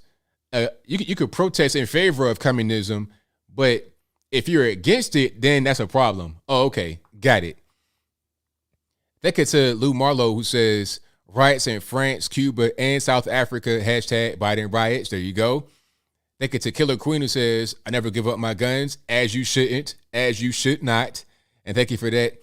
Thank you to Elizabeth C., who says, I'm Cuban American and you are totally right. No one thinks it can happen here. Ha, exactly. I mean, people take this freedom for granted. They take it for granted. But nothing is guaranteed in life. Nothing is guaranteed. Thank you to Tyrannius, who says, John Cena is the best coyote because you can't see him. Buck versus Windshield says, we Americans rather die on our feet and live than kneel to tyranny. Tyranny, exactly. Travis Grice says, some people think Democrats in Texas are doing the will of the people by leaving Texas. Seems like they are imposing their own will on the people. Exactly. If I voted for you, I did not vote for you to escape your duties to vote. I voted for you to stay here and vote. That's the whole point. So if you're leaving and not voting, no, that's not what I asked you to do. I asked you to vote. So let's just stop playing games. Peach Sangria says, democracy is two wolves and a lamb voting on what to have for lunch. Liberty is a well-armed lamb contesting the vote. There you go. Thank you to Super Fence, who says, have you seen what's happening in South Africa? Yeah. The super looting, the S-level, S-ranked looting. Now, you may see some looting that happens over here in America. They're going to a Foot Locker and steal some shoes, right? But in South Africa, they're stealing not only the shoes, but also the counter, the front counter, like the physical wood. They're taking that stuff. And I'm seeing people, I'm seeing some people that live there, some of the citizens, open fire, on the rioters and the looters, shooting at them. It's crazy. I think there might have been 4 guys on the hill, and they were shooting down at people looting. People take the country for granted. America, that's not really going on. But over there, other parts of the world, it gets really crazy. So thank God for the USA, right? Shout out to Travis, who says the Band-Aid color might not match, but everyone bleeds the same. Exactly. Thank you to Ian Kinney, who says, I'm white and growing up, Band-Aids were always lighter in color than my skin. But what about the Band-Aids that had Ninja Turtles or Batman? Oh, yeah. No, those were the wave. When I was a little boy, give me those. Because I'm one to just, I enjoyed my cartoon shows, Ninja Turtles, Batman, all of that. Yeah, let me get that. X-Men, let me get that. For sure. And that was a good point. Yeah, it wasn't even about skin color at that point. I just wanted to be cool. I just wanted to wear my favorite toys. I have my toys on me for real. That's the big IQ right there you got. All right. Did I get everybody? I think I did. All right. Time for the calls. You guys on the drill. The number to call is 434-658-1220. Again, 434-658-1220. Hold on, I got a few more. Thank you to John D, who says, will they go after the color of the toilet paper next? Probably so. Yeah, that's racist because it's white. Thank you to Travis, who says, got a soap from Mr. 1920 and it's really nice. My favorite is the brewed mocha. Thanks for the tip. Hey, I'm glad you told this soap. Thank you for that. I appreciate you. And if you guys want some of your own soap from my sponsor, Mr. 1920, the link for that is in the description box below. They got the best soaps out. If you go into Walmart, Target, and whatnot to get your soaps, stop that. Get some real good soap, and I'm being serious. The link for that is in the box. And I put it right here. Also, we got the hats on the site. We got more merch. We got hats, t-shirts, stickers, mugs, and more on ablmerch.com. ablmerch.com. I put that right here. And the chat box also, if you want one of these beautiful handmade wooden flags that are right behind me, or one of your own custom handmade, go to bhedesigns.com, and that is everything is all in the box. Everything's in the box. If you listen audio only, it'll be in the description wherever you are. And I'll put all these links right here in the chat box. Also, like I said, in the description box right below this video or your audio listening to right now. And of course, this show will be available on your favorite audio streaming platform, whether that be Google Play, Spotify, Stitcher, Anchor, etc. And a link for that will be in the box. Or go over there to Apple iTunes, for example, search ABL Live. I should pop right on up. And that gets to Buck vs. Winfield, who says, the sun is racist. Every day it takes away the blackness. Oregon Governor Brown said the heat wave hit BIPOC the hardest. 94% of the deaths were white. Exactly. I saw that. They said that heat is racist because it's hotter in minority areas. Like, what you mean? I mean, how many black folks live in the California desert? I'm trying to figure that out. I'm not trying to live out there. Vegas, whatnot, I'm cool. Phoenix, nope. It's nice out there. I've been out there before. I've been to LA, been to Phoenix, but I'm cool. I don't want to live out there in the 115 degrees in the morning. I'm fine. All right. So let's get to the calls. The number to call, there it is, 434-658-1220. And let me get my Skype open. Hopefully it works. If it doesn't, it's not my fault. Please blame the white man because, I can't be blamed for any kind of malfunction that happens. And let's get into it. There's also an email in the description box. So if you want to sign in that way, you can do that as well. And that's fine. Let's go 717 on the line. Who am I speaking to?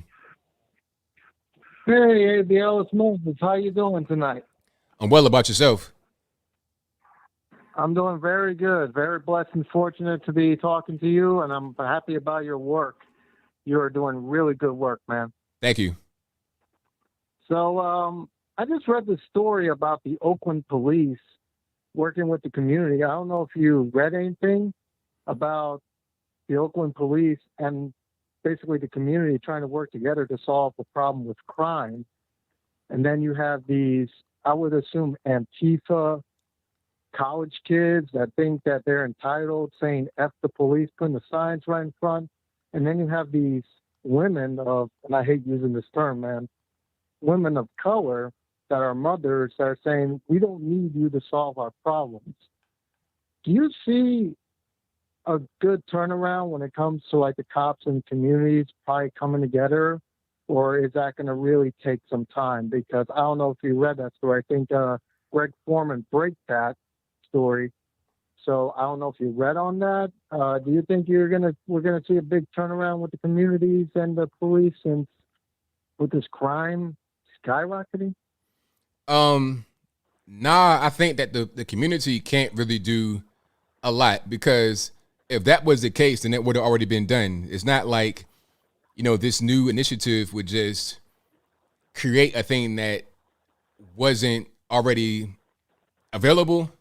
Basically, what I'm saying is the most important thing to do would be to actually fund the police, because the community, they don't have the police power. They can't go out there and investigate. Really, you need the police to be funded. That's just the bottom line. So if they're saying, okay, we're going to defund the police and then fund, quote unquote, the community, that's not going to make a difference. That's not really going to work. It may look good. It may kind of be a feel good moment, but I don't think it make a big dent. It may make a little dent, a slight dent, but not big enough to really get to the bottom of the crime. Yeah, exactly. Man, it was a good heartwarming thing. But like you said, you know, we got to put the funding back in the police, especially in these high crime areas, you know, with all these kids. And you posted a video about this where there was like fresh graves and all of them were basically kids of color. It's like, why are kids dying? We got to step up as a community, and it starts with us, you know, and we got to get these politicians out of office that want to defund the police.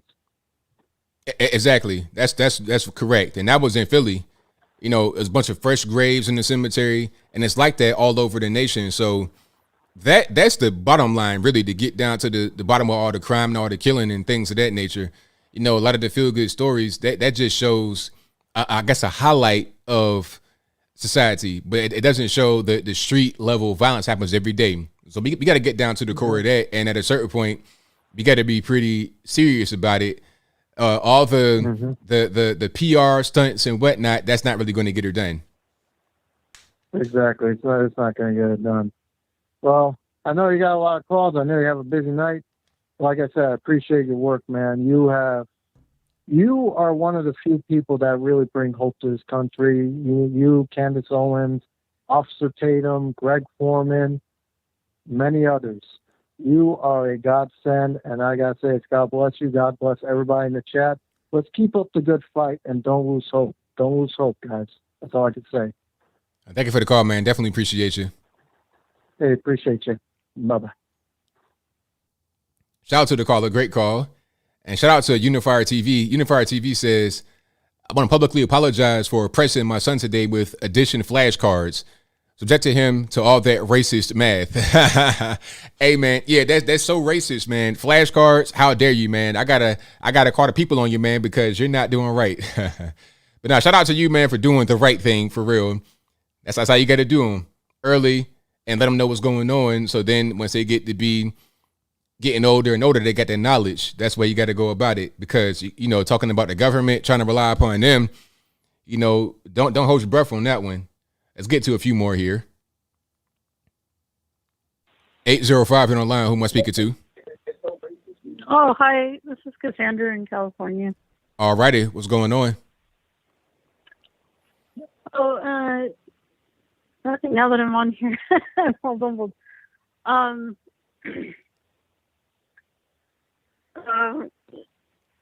It's all right. It's just you and me. It's all good. Sorry. Yeah, I'm sorry. And so I'm probably like a woke Republican. You can refer me to that. When I was 19, I read my first James Baldwin book, and that kind of like changed my view. And I've read nothing but like Black authors, and I've dedicated my entire adult life to supporting Black-owned businesses and book authors I read. So like this was hard and insulting. This whole last year seemed like the whole country burned down, when it's like you have a lot of people out here that have cared about the welfare of others.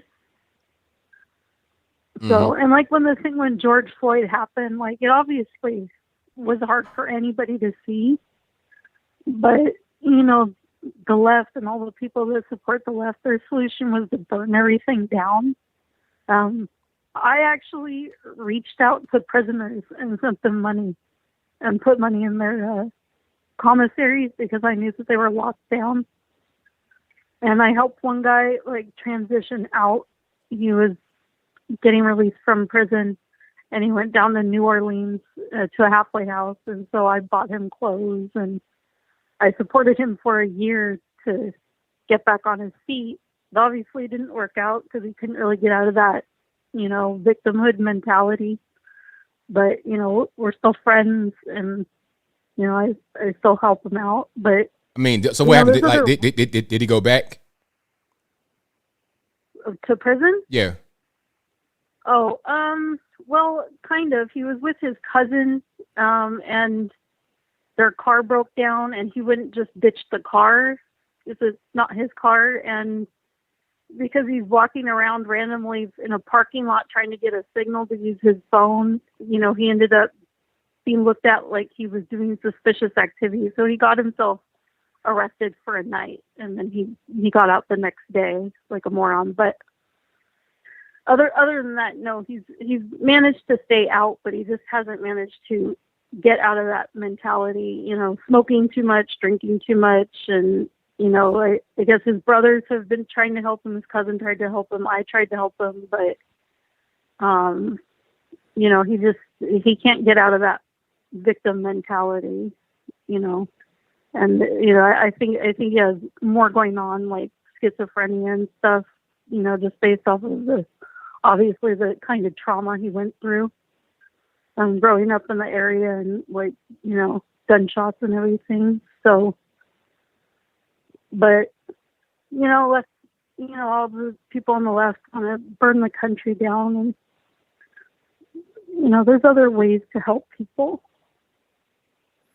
Yeah, I mean, it's definitely, you know, burning the country down. That's not really going to get her done.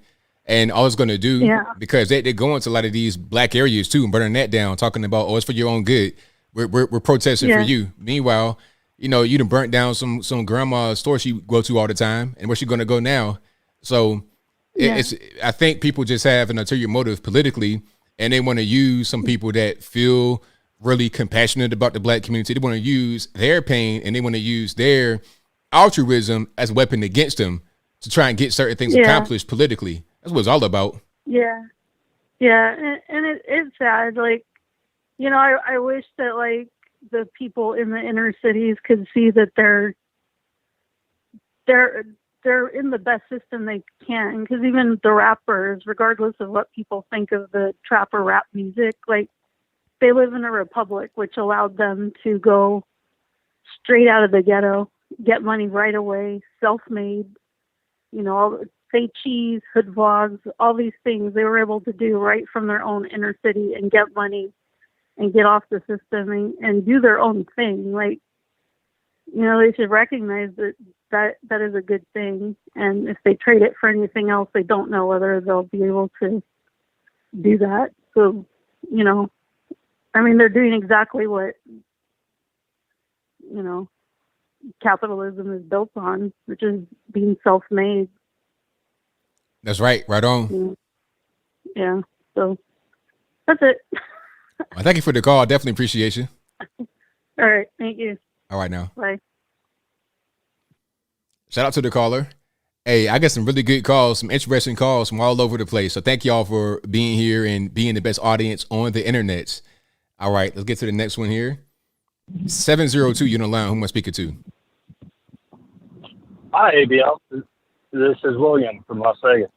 All righty, what's going on? Hi, ABL. Hey, thank you for answering. Watch you all the time. I know you've been a voice for all of us, kind of trying to remain silent. I just wanted to ask you kind of about, I'm on my way home from work. I'm sorry if it's a little loud, but I wanted to kind of ask you about this racial division we have going on now, because I know I'm a white man and you as a black man, you've kind of been playing a fatherly figure for some of the things we see. Do you think that the Republicans can fix this? Because it seems like there's a lot of the black youth that it's not really helping to tell them that there are people out there that don't care about you, that your Democratic leaders are the ones that are doing this to you. It doesn't really put them in any better of a mindset, you know, to tell them to kind of stop thinking about this, because they all seem to be giving up on the idea of any authority role at all. So I don't understand. Are you saying that, okay, if you have people that, it's like, okay, so people that are in the GOP, Republicans, they're saying that to black folks that are still voting for Democrat, and you asking is it helping or not? I'm just saying that we have this kind of like, you know, if you're against Black Lives Matter or if you're against the police, we're kind of dividing ourselves based on the political atmosphere. And I just don't see how the Republicans can fix what's going on in these urban communities, because we're not the ones in control of it anyway. And it doesn't seem that we're able to talk sense into people that are actually trying to revolt against the Democrats themselves. Well, I mean, okay, I think only thing you can do as a Republican is just be available for those that want to come to you. It's like, I think I said it before. You may have the Titanic sinking, right? That's the Democratic Party and leftist ideology. That's them. Titanic is sinking. It's in the water. It's going down. They're playing the trumpets. It's a wrap. Now, all we can do is just go get lifeboats and speed up beside them. Like, hey, you want to get off? Come on, we right here. If they don't want to get off, then it's fine. They can just sink with the rest of them. But you can't force them to get on the boat. All we can do is just be available, be open. Now, that doesn't mean try to, appeal to them, trying to pander to them. Be yourself, be who you are, because those that want to get off the boat are going to appreciate you. Here's another example of this whole Titanic thing sinking. There's no purpose in trying to act like a sinking ship when you want to save those who are on a sinking ship. Act like the vessel that works. Behave as the rescue vessel. So that means just be yourself. Don't try to be like the ship that's sinking. Be a working, active vessel. And if anybody wants to get on the working, active vessel, then they can. That's all you really can do. If they want to sink, then that's fine. Well, that's a great analogy, Anthony. I really appreciate you saying that, because that's kind of what you've done for all of us. I know a lot of us, the past 5 years have, joined sides, and people are lashing out at each other, and it seems to be you're trying to find the common ground for all of us to stand on. So thanks for taking my call, man. Thank you for the call, man. Definitely appreciate you. Yeah, that was a good call, because I get that a lot. It's like, what can we do? How can we fix it? And now I was asked the same thing when I was at the speaking engagement in Athens, Tennessee during on Juneteenth.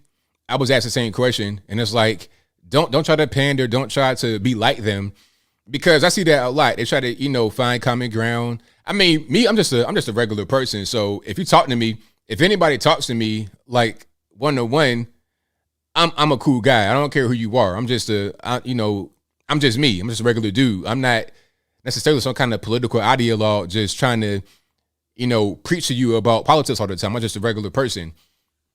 But when you're talking about trying to reach the other side, don't be like them, because some people are looking for you. They're looking for a different thing. If you try to be like the other side, like, let's say, for example, you want to have one thing you kind of agree on that's not really conservative, you might be able to get them to agree on that one thing. But what about the other 1,000 things? You're not really making the difference. Be yourself, be available, be open, and they want to come to you, they come to you. All right, let's go 206 on the line. Who am I speaking to? Hey man, I didn't talk to you before. I'm something I just can't really understand is like y'all was talking about that white woman reading that book. Mm-hmm. You really don't feel like it's time that they own up to everything that's happened about racism, privilege, all of that. Who is they, and what do you mean? Be specific. White people. So what did they do?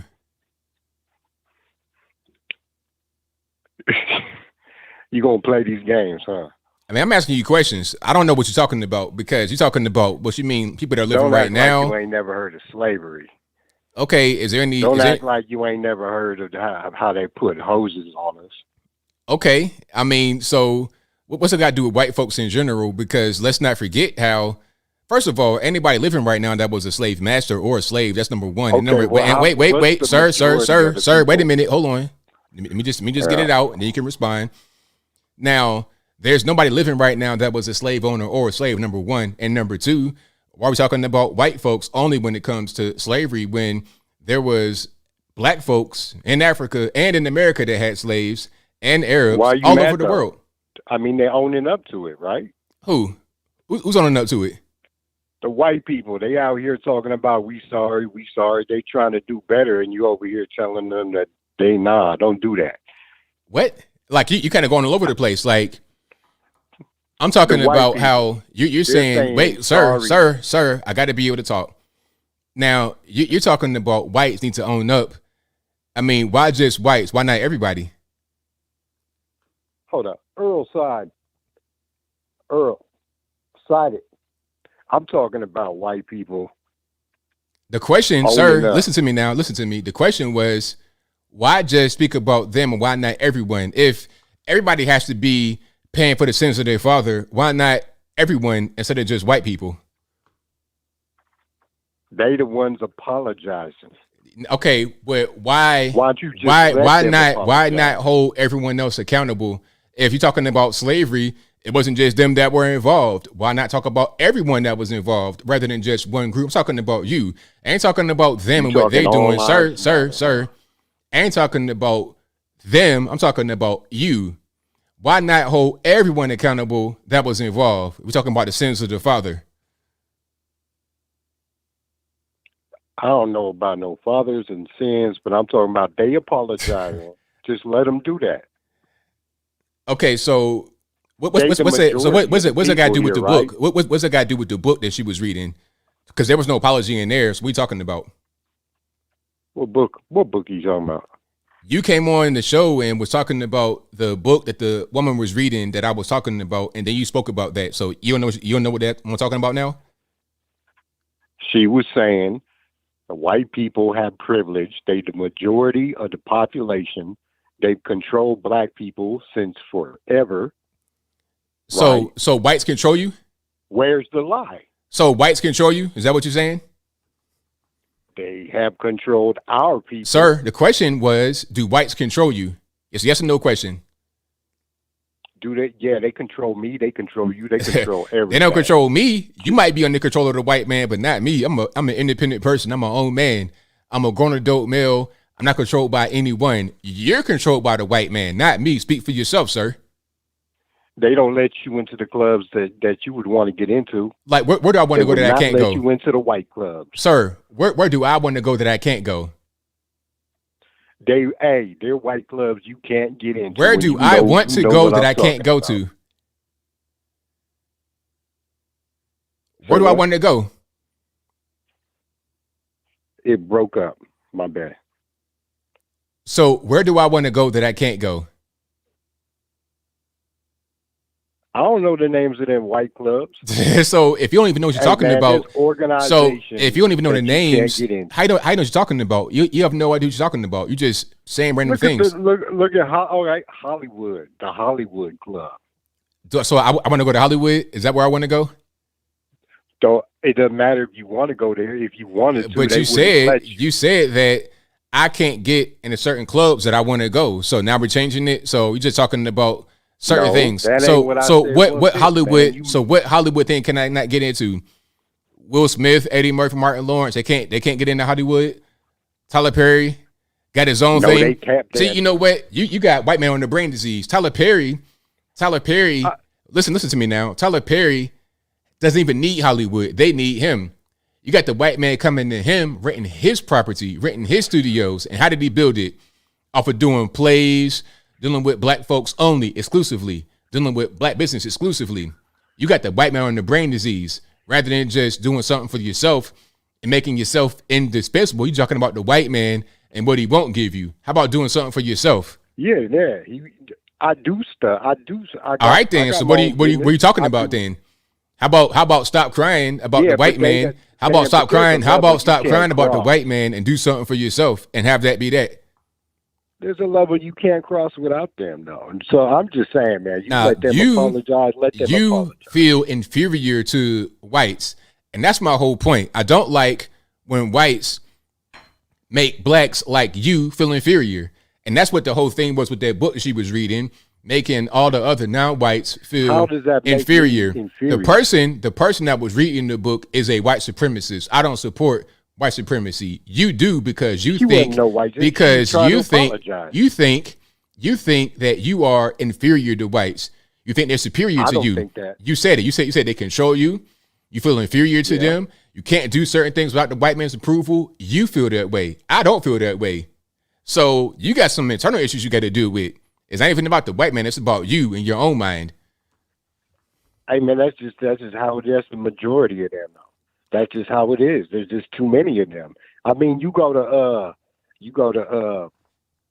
I don't know, Korea or something like that, and they gonna have Korean privilege. You come over here, they got white privilege. They control everything. That's just how it is, man. It's like you go to the cartels, and the cartels is gonna have cartel privilege. Cartel privilege, okay. Right? No. Right. You have the white man on the brain disease. You think that everything is centered around the white man, and you got to go to him to be able to get certain things done. I just reject that notion. I don't believe whites are superior. I don't believe I'm inferior. I believe everybody is a man. Everybody has talents. Everybody has ability. Man or woman, everybody has their own thing they can do. And that's just what I rely upon. Right, if you think that's about the white man, this white man, that, then that's fine. But I don't agree. Thank you for the call, man. Definitely appreciate it. Places is real, though? Is it what? You don't think Trading Places, Eddie Murphy, Trading Places. I never seen that. You don't think that really happens? I never seen that. You ain't never seen Trading Places, dog? Now, how old are you? 42. Okay, you're older than me. I never seen that. You ain't never seen Trading Places. When did that come out? Right, sir, when did that come out? Man, I don't know. When I was a kid. Exactly. When I wasn't even born yet. How about that? Thank you for the call. Appreciate it. I never seen that.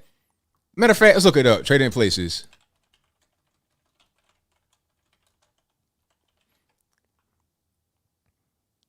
Okay, that came out 1983, so I wasn't even born yet.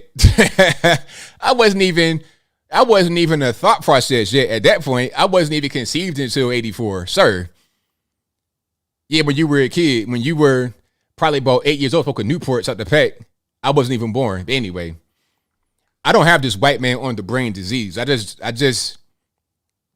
always been able to move how I move and operate how I operate, not thinking about not having this white man chip in my brain. I just don't have that. But thank you for the call. I appreciate anybody calling in with different point of view, different opinion. I appreciate that for sure. And the number to call is 434-658-1220. Again, 434-658-1220. Let's go. 213 on the line. Who am I speaking to? Oh, thank God you answered. This is Kay. I actually talked to you before, ABL. I was supposed to send you a video that I never ended up sending to you because I didn't know how to send it to you. But I will figure that out by the end of the call. I just wanted to call in because I just heard the guy that you just hung out with. And he said some things, and I just wanted to comment on that. First off, I think you're absolutely right by saying he thinks that he is inferior to white people. And that's just the issue that I have literally with dealing with, friends, family, whoever. Every day it's literally the same conversation. It's that mindset is what I just can't. It's so frustrating for Black people like myself to have to keep dealing with this. And I'm just like, listening to him is cringy because it's always the same talking points. It's always, oh, white's this or white's that or white's this. And to me, it's like, what is white people actually stopping us from doing? Like, for me, I don't see it. I don't see white people stopping me from doing anything. And I just think that it's becoming such an excuse, especially more now than even 10 years ago. I don't even remember 10 years ago it being this much conversation about race. And I truly think for somebody like myself who lives in the inner city, grew up around nothing but Blacks, half the time that I talk to people, and I'm talking about white people, it seems to me that they never really been around actual Black people. Right. It's almost like this whole idea of Black people that so when I start talking the way that I talk and, the way that I think, they are like shocked because they're so used to this idea of blacks. And it's just so crazy to me that, like, I don't even know how to really say it. It's just so crazy to me that we got to, like, almost defend ourselves to people because of others' actions or the way that the stereotype is out there. And it's so frustrating because really we all could just do whatever we want to do. And I just truly think it's just kind of dangerous to kind of put this on, put these ideas. When I hear adults talking like the way that the guy was just on the phone talking to you, it just lets me know, that's the kind of mindset you're passing on to your kids. So then now your kids are, that's how they think. And to me, it's just, I don't think that this will, I don't know how this ever will stop because it's like, it's all the time and people don't see it. You know what I'm saying, ABL? Like, I just don't think that people see it. And the other thing that I wanted to comment on, I was listening to the lady that was before him and, or the guy that was before him. He was saying he didn't know how people... Breaking up. Can you hear me? You breaking up? Oh, can you hear me better now? It's the same. I don't know what's going on, but it's the exact same. Okay, hold on. I just switched on. Yeah, it's I can't hear you at all. Oh, no. Oh, wait. Okay, how about now? Is this good? Nah, I'm sorry. I got to end the call, but thank you for the call. I appreciate you. Yeah, I don't know what happened. Hopefully that's not my Skype doing that. But yeah, she was on the road too. She really was, but I don't know what happened. It stopped working. But that was a really good call. Thank you for calling. I appreciate you. I promise I didn't want to hang up on you. That was a really good call. Let's get some more here. Let's go 215 on the line. Who am I speaking to? Hey, ABL, how's it going? Everything's great. About yourself? Good. Hey, all right. So I had to turn. I was listening to your live chat. I had to turn the volume down real quick so I could hear you. All right. Yeah, but yeah, about that last caller who called in saying all that stuff, man. People like that are part of the problem. Like, don't nobody control your life unless you allow them to, dude. Like, I really want to find out what state do you live in, my guy? Because the fact that you saying, "Oh, white people trying to keep us down" and all this nonsense, dude. The only time I'm like, 25 years old, I've never seen a white supremacist. I've never came face to face with a white supremacist a day in my life ever. He has that slave mentality. Like, I don't mean to badmouth him, but that's what it sounded like coming from him. He sounded like he has that slave mentality.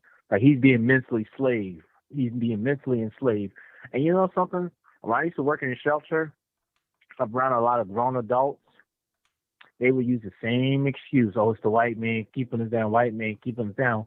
And really, them adults, they'll need to be trying to better their lives, or they're trying to sabotage somebody else from doing good in life. Them same adults with their same mentality. That's right. 100% correct. Always got an excuse.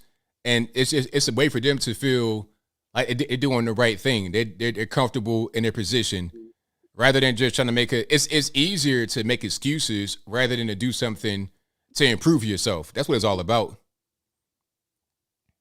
Yep, that's exactly what it is. And I had a few family members who were like that. And let me tell you something.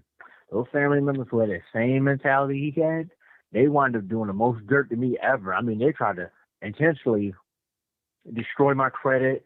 The one family member tried to lie and say I had a mental disease when I was a little bit younger, so she can collect a lot of Social Security in my name and use my Social Security number, and it would go into her bank account.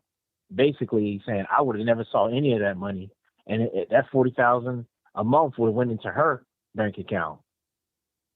And you know what the thing is? To this day, she still doesn't apologize about it. That's why I cut her off. I cut her off as an adult. You know. Yeah, I don't blame you. As a grown-up. I don't blame you at all. Yeah. Because it's like, okay, you want to do something like that, you know it's wrong, it's terrible. Okay, but can we move forward? Can you apologize? Can you make amends? Nope. All right, so if you don't want to apologize for that, if you don't want to own up to that responsibility, then you have no place in my life. So I don't blame you at all. Exactly. And mind you, this is all black family. So I was like, so when they say, and then, you know something, when I told people I don't mess with my family anymore, a lot of people were shocked. A lot of black folks were shocked. They were like, what? You don't have no family? You don't mess with you? Like, they were afraid for me and all that stuff. Like, they were scared. But then when I talked to, like, other people, like whites and, like, other people and a few other black people, they were like, hey, do what's best for you. They like, hey, I don't blame you. I don't mess with my family either. Not all of them, but a lot of them were, they understood where I was coming from. You see, because other people in other cultures, it's not uncommon to do that. Like, if you got some kind of, like, as far as whites, if they got like a meth smoker cousin or something like that, they're not going to invite them around their house. They won't have them for Thanksgiving or nothing. They won't let them stay with them. That's not normal. But a lot of black folks, we tend to let families stay with us. They might be on the run from the police. I think it might have been somebody in Obama's administration, Loretta Lynch. She said that she bragged about how her uncle let one of her family members stay with them that was on the run from the police. It's like, whites and other races, they don't do that. Conservative blacks don't do that. You're not going to have me tied up in your nonsense. I'm not going to do that. So to cut family off, it's okay if you got to do it. It's not a bad thing. It's just you do what's best for you, like they said before. And yeah, exactly. I listen to good Lord. I believe in God, and I listen to Him. And I'm not going to take up most of your time, but I listen to Him, right? So when I cut them off, man, that was like the best decision I ever made in my entire life. You know what's funny? A lot of other black people around this other community, they disagree with me. But here's what I tell them. It's not your life to live. You used to live at home with your parents. And if you're going to let your parents hold you back, if they're doing something wrong, if your parents are helping you get ahead in life, that's fine. But I explain to them and I tell them, not everybody grows up how you grew up. Okay? Get out of your little box. You can't compare your life to somebody else's life and your situation to someone else's, because everybody grew up differently. That's and right. It's like exactly. And when I tell them that, it's like they don't get it right now, but then they kind of understand what I'm saying. But I feel like further down the line, down the road, if they ever become open-minded, they'll probably get it. And one more story, ABL. Did you hear about a lot of the PPP loan fraud that was going on? A lot of people are getting arrested. Oh yeah, definitely. Oh yeah. So I was watching the video and they said this one girl, she was basically like what I said, don't let your family members hold you back. So she let this one guy she know do her PPP loan application, right? And she wound up getting $298,000 in dollars back in the PPP loan. She didn't even own a business at all. So when the FBI and I think the IRS and FBI came knocking on her door, and they wound up taking her and investigating her, take her into questioning before they locked her up, she wound up telling them the dude who helped her do her who did her application for her and put all her information on the application. So now that she's free, but she's never allowed to. She can't get SSI. She can't get food stamps. She can't get no benefits ever again for the rest of for as long as she's alive.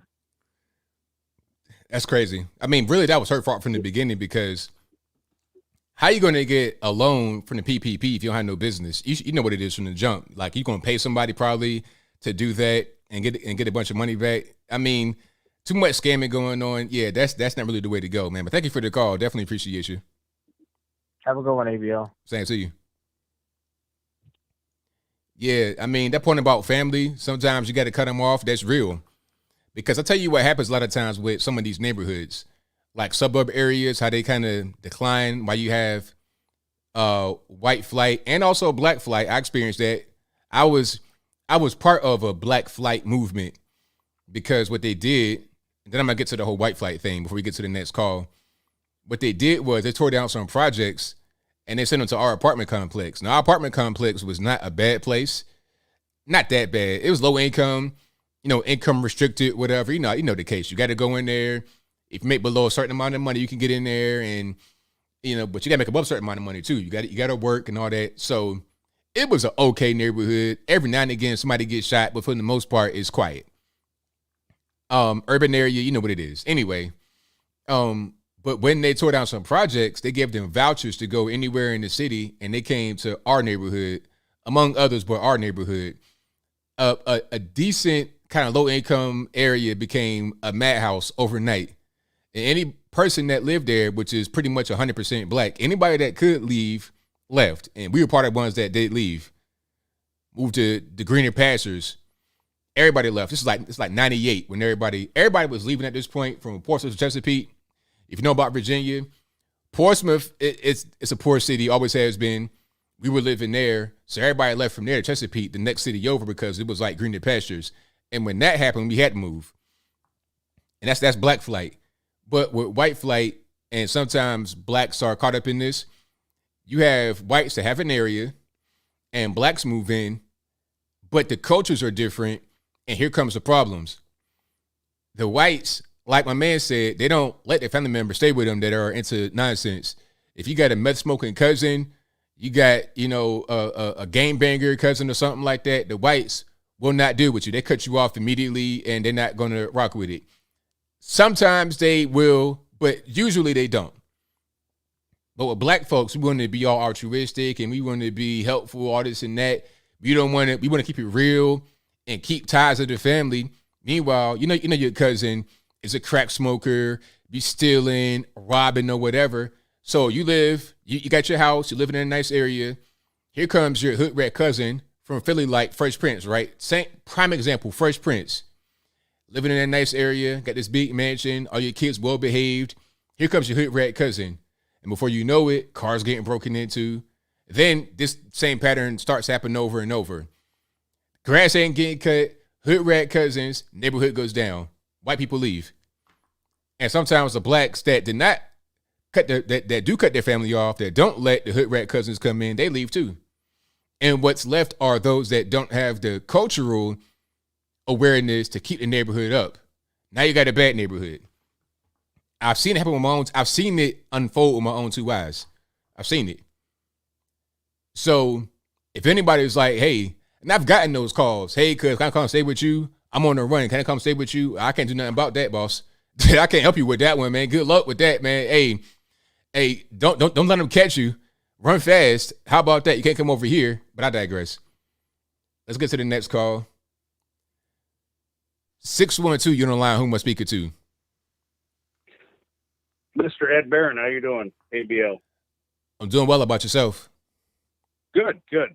Say, I just want to call and commend you for your fellow Americanship and how you view your life and everything out there, And I really appreciate who you are, and I'm a Caucasian American, and I support you 100%.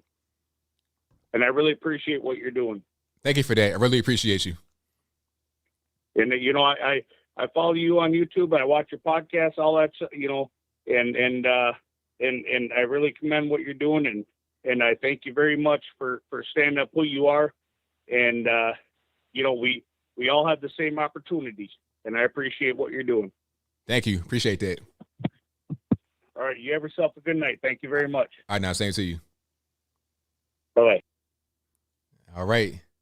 I appreciate that. Shout out to the caller for the words of support.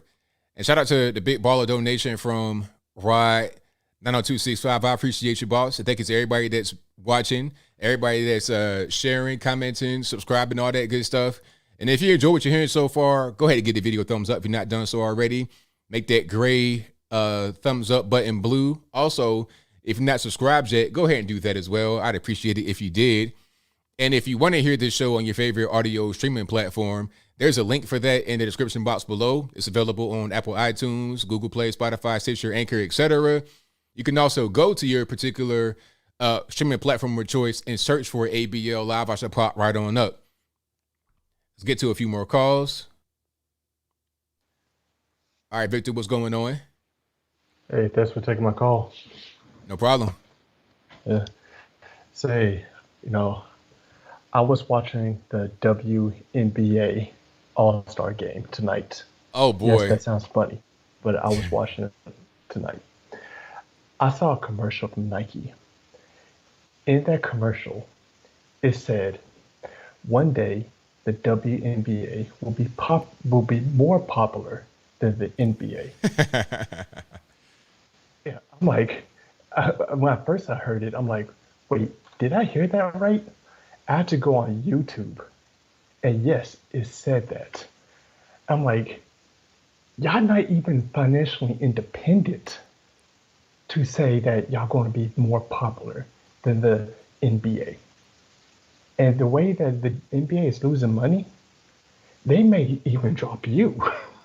Right, exactly. Exactly. So anyway, did you hear about the LA rapper Indian Red Boy? Yeah, I saw the video. You know what? It seems like every time I see a video like that, it's always somebody that's black, unfortunately, getting shot by somebody else that's black. But I'm told that black on black violence ain't really your thing. But I keep seeing people get shot and killed on Instagram Live, Facebook Live, and everything else. It's crazy. Yeah. And for the people who don't know, Indian Red Boy, he was a blood from Inglewood. Yeah, Inglewood family. I think he was from Inglewood family, but he might have switched hoods, and that might have been the problem. Yeah.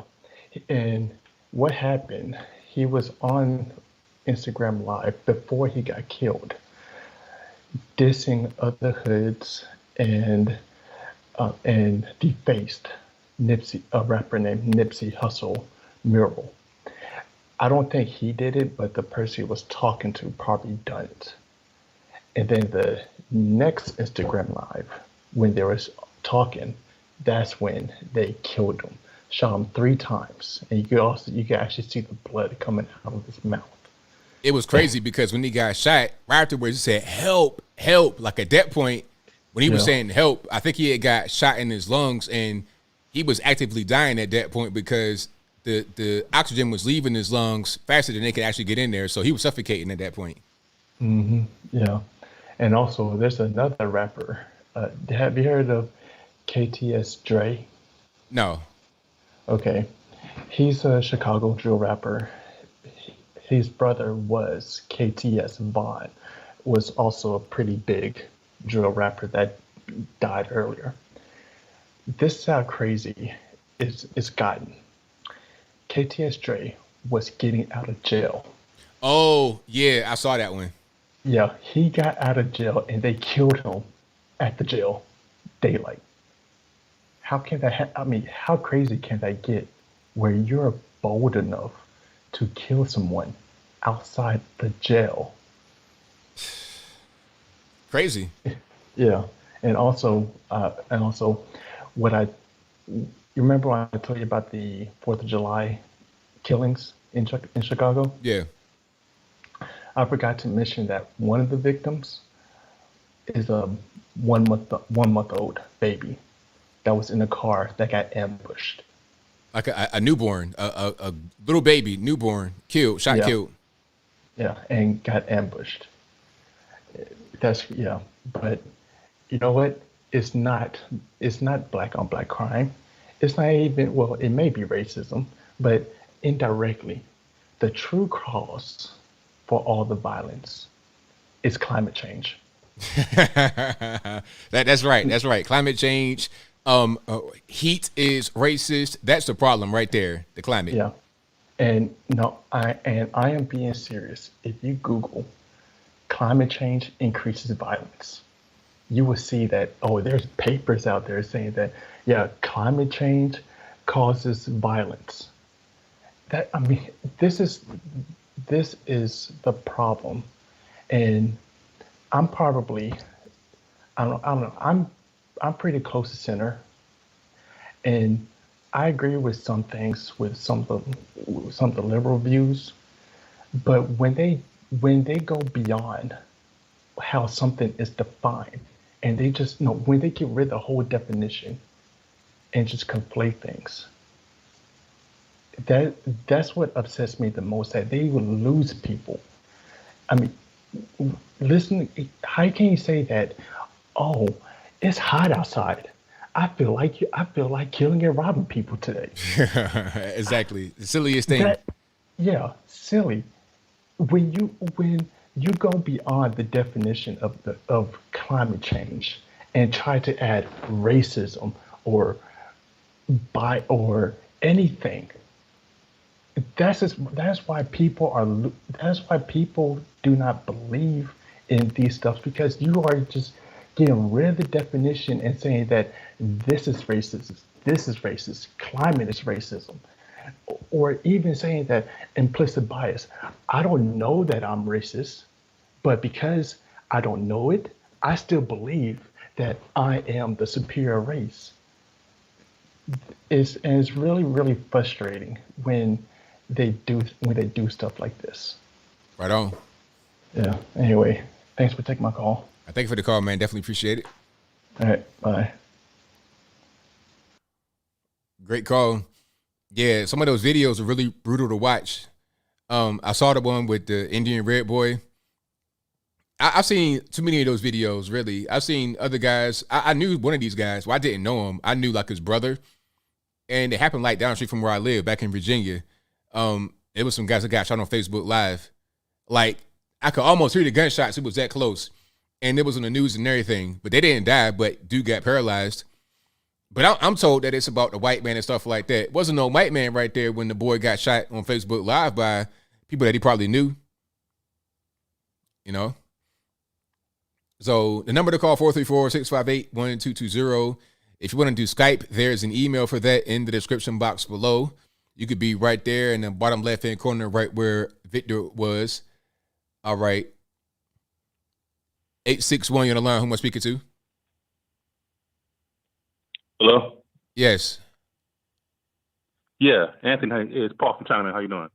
Everything's good, man. What's going on? Yeah, okay. We got good weather here today, so hopefully the call won't drop. I got a few things. I hope I can get them all in, so let's go ahead and get into it. All right. I've been looking at some articles on your website. I think you have a great writing style. I like it a lot. Keep up the good work. Thank you. My favorite website for conservative journalism would be AmericanConservative.com, and I think your website, your article on Kamala Harris is really good. I think your website has the potential to be on that level. The only difference I see now is American Conservative, they engage in a lot more investigative journalism, whereas you kind of just report the news. Are you interested? So number one, are you interested in doing any investigative journalism? Well, I couldn't really do it myself. I had to have people that I had paid to go do it because I don't have the time. I would like to have something like that on the site, but I would need it needs to be an investment. Okay, yeah. So you doing all the articles yourself, right? Yeah, everything myself. I do all the articles, I record the videos, edit, I do everything. All the merch, everything myself. Yeah, well, the articles are really good, man. So keep up the good work with that. Thank you. Two, the protests in Cuba. Do you think it's going to morph or evolve into a Cuban revolution, or is it going to fizzle out like Venezuela and Hong Kong? I don't know. That's a good question. I think a big factor is that they don't have weapons. And like I was showing a video earlier where the Cuban girl was talking about how they used to have weapons. They had weapons before, but then here comes the communist regime, and then they took all the weapons away. They first did the registry, and then they did the confiscation. So now it's like they don't really do anything because they don't have the true ability to do so. The army has the weapons, but they don't. So it could be something, but I'm not really sure how that would happen. Okay, yeah, we'll have to keep an eye on it. Next, another journalist I really like is Dinesh D'Souza. He has a good podcast on YouTube, and he was talking about how, from listening to President Xi Jinping's last speech, that it's highly likely that China may invade Taiwan within like the next year or so. If that does happen, do you think the state should get involved? Oh man, that's a good question.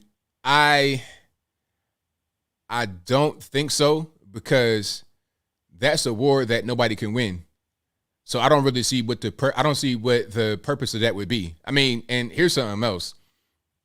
We've not gotten involved really yet with the whole South China Sea thing, and we're kind of involved. Like, you might send We might send a destroyer out there and cruise it, but they still built on those islands. We're not stopping that part. Like, that's the actual bigger issue. I think that'll probably be the reason why they want to invade Taiwan is because South China Sea. They want to really have a strong stranglehold on that particular part of the world. So if we've not stopped them from trying to build up the three dotted line or whatever, if we've not stopped that, then how are we going to stop them from invading Taiwan? I don't see a path to victory for anybody in that situation. Yeah. Yeah, well, Dinesh D'Souza's he's a good dude, man, and he's like really concerned about it, and I'm concerned about it. So, and also Japan has kind of threw out some hints that if it does happen, they will support Taiwan. So that's another volcano that might blow. We gotta keep an eye on it. Next thing, two more things. I'll let you go. I read an article recently on AmericanConservative.com. Actually, I have it here in front of me. It's called "What We Buy When We Buy Local" by Madeline Johnson. And just real quick, she was talking about how e-commerce, particularly Amazon.com, is changing the landscape of the traditional shopping experience, and how traditional mom and pops are drying up and being replaced by these big warehouses. And her area of downtown New York is the traditional shopping experience is still there. So she can go to different, this shop and get some pastries, this shop and get some flowers, this shop and get this, some bijos, some drink. Oh man, he dropped off. You there? Can you hear me? Yeah, I think he might have went ahead and dropped off. You there, boss? Hello? Yeah, you there. Okay, you good. Yeah. Okay, let me get to it. So basically, here in China, you have two major, and one is Taobao, which is basically like Amazon.com. Another one called Meituan, which is for food services. But the traditional shop, because there's so many people here, the traditional shopping experience is still here. What do you see? Do you agree with Madeline that the traditional shopping experience back home is changing? Are mom and pops disappearing? Is everybody's kind of online, or what's your thoughts on that? I think that you still get the experience. Like where I live in Tennessee, it's still here. There's certain little parts you can go to, like by the mall. It's a pretty big mall where I live. Pretty expensive. It's like you got a regular old school mall. Then you have kind of like a strip mall type thing. There's a lot of different little shops around there. Restaurants are still really big. So the shopping experience is still there. There's a lot of online stuff as well. But I feel like that's not really going to go away anytime soon. I mean, nah. Some of the old school stores, like some of the retail stores, are going away. Clothing stores, that's leaving. But some things that you really can't get online, or you can, but it's probably better to get it in person. That's not going anywhere anytime soon. Cars, like hygiene products, soaps, some clothing that you still want to get in the store, suits, flowers. These things are still going on. So a lot of the old school stores are going away, but a lot of new stores are coming into this place. A lot of things are being invented. A lot of innovation is still happening. The cell phone has created kind of an economy that's local still and not just online. So I think things are changing, but the in-store experience is not gone totally yet. Yeah. Well, Madeline Johnson is very concerned that the future of shopping in America is going to be a bunch of Amazon warehouses. So hopefully that doesn't happen. Last thing, I wanted to get it in last time, but my call dropped. Your merch, ABL merch. Yeah. Okay. I don't wear hats, but I am very interested in some of your shirts. I love to step out. I live in Guangzhou. I love to step out in Guangzhou, rocking some of your shirts. I digress and so forth. But your biggest size is 3XL, which doesn't help me because I wear 4XLT. So I'm hoping that you can crank out a line for a big and tall line for big fellas, because 3XL is like a t-shirt, like an undershirt. I can't be walking around like the tight shirt. So yeah, that's my last thing. Hopefully, if you can crank out some shirts in a 4XLT, I'll be a big customer for you, man. I look into it, man, for sure, man. Thank you for the call. Definitely appreciate you. All right, bye bye. Yeah, I'll see if I can do that. I'm sure I can. But yeah, we could do that. Ain't no problem. Yeah, 4XLT. That's that. You're talking about like football size, the O line. You know what I mean? Big, tall. Yeah, I know. I already know what it is. Yep, because I'm 6'3". I can get with a medium or a large. So if you're talking about somebody that need a T and you're talking about somebody that's real tall.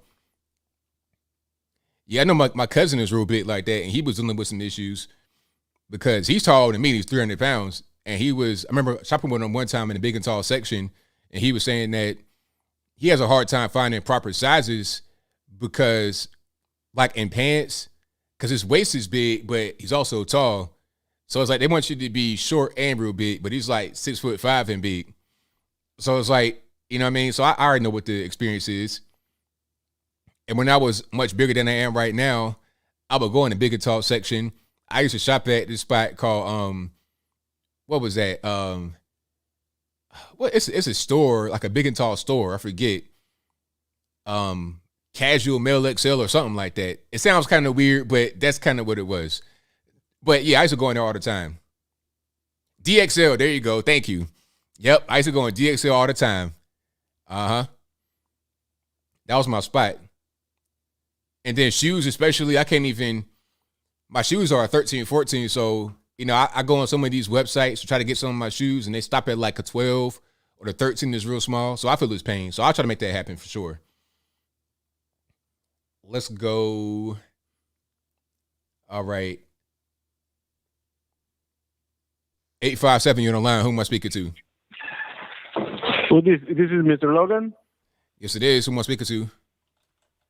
You're a hard guy to get, man. The phone lines are blowing up. Yeah, they are. So what's going on? Hey, I know you were reading the bill from Texas, right? I was doing what now? You were reading it. Huh? I was doing what now? The bill from Texas, the new voting bill in Texas. What about it? I know you were reading it, and so I don't think the voting ID will be a big issue because in order to vote in person, you need to show an ID in Texas and Georgia. So I don't think that will be an issue. I don't know why the Democrats are making it a big deal for the absentee ballots. Right. But it seems to me like you only focus in the voting ID situation. Okay, so what else is the problem? That's what you're selling. Huh? So it's like, is there a problem? What's the problem? Well, it is a problem with, for example, Harris County in Texas. What? Harris County in Texas. What? Say it one more time. Harris County in Texas. Harris County. Okay. Like, yeah. Okay, what is the reason that the Republicans want to eliminate mailboxes? They have 24 hours voting in different locations, in poll stations in Harrison County. Why they want to reduce it from the 24 hours voting to from 6 in the morning to 9 p.m.? What is the reason? Because that's normal hours that anybody else would vote. Why do you need to vote so late? I mean, it's just a bunch of resources that are being sucked up for no reason. Everybody, you got plenty of time to vote. You can go before work, after work. It's no problem. That's not normal to have 24-hour voting everywhere. So what's the purpose in having 24-hour voting when it's not the norm everywhere? That makes no sense. You can vote in that period of time and it's just fine. And you have early voting and you have absentee voting. So there's no restriction from voting. The early voting is being reduced by a week. What? The early voting is reduced by a week. And the Sunday voting being instead to have 3 Sunday votings, they only have 2. So okay. What is the reason? You tell me the reason. Is there any fraud involved? Anything that indicates that they should be removed? Tell me what is the reason. Well, because it's not necessary to have it. You get plenty of time to vote.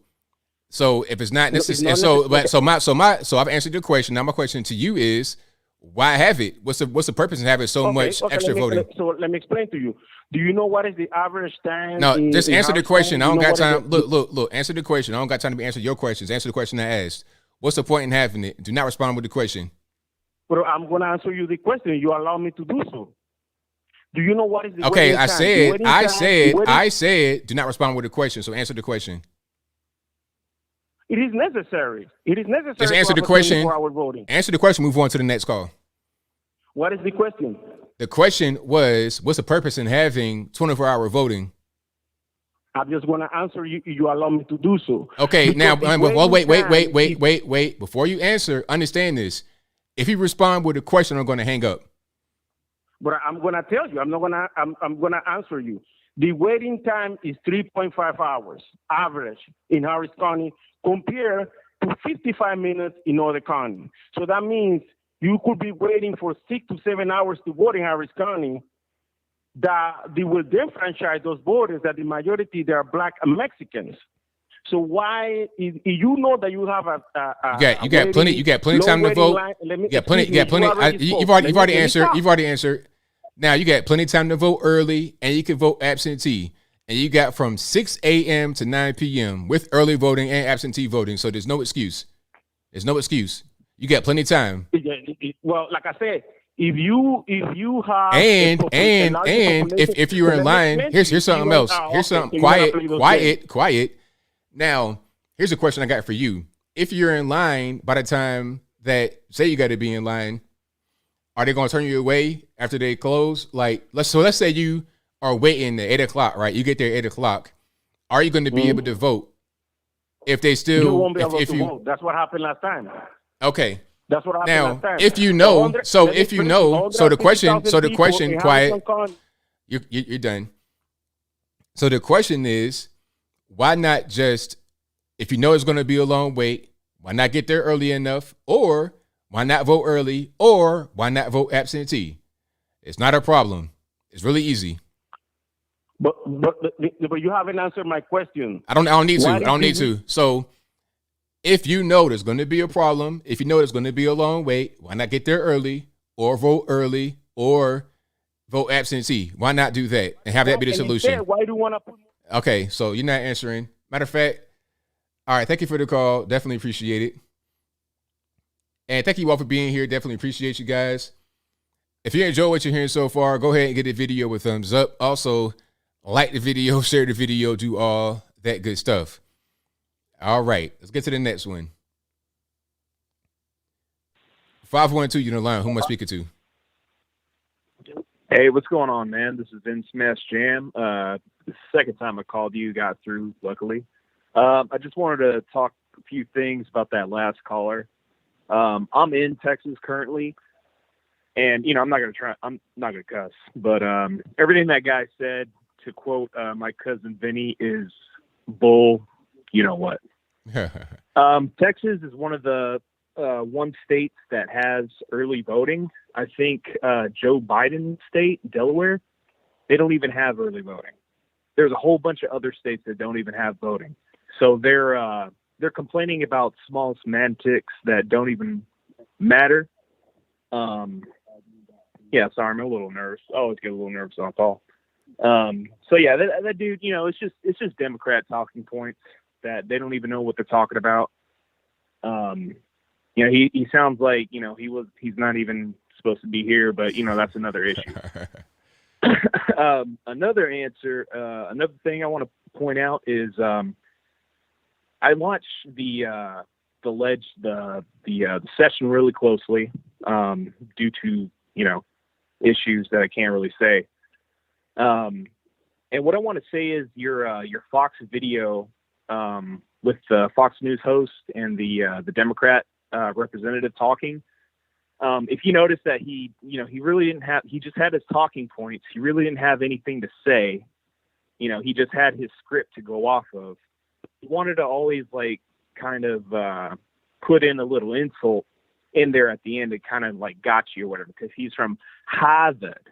Well, because, I have to watch the session all the time, he always throws that around.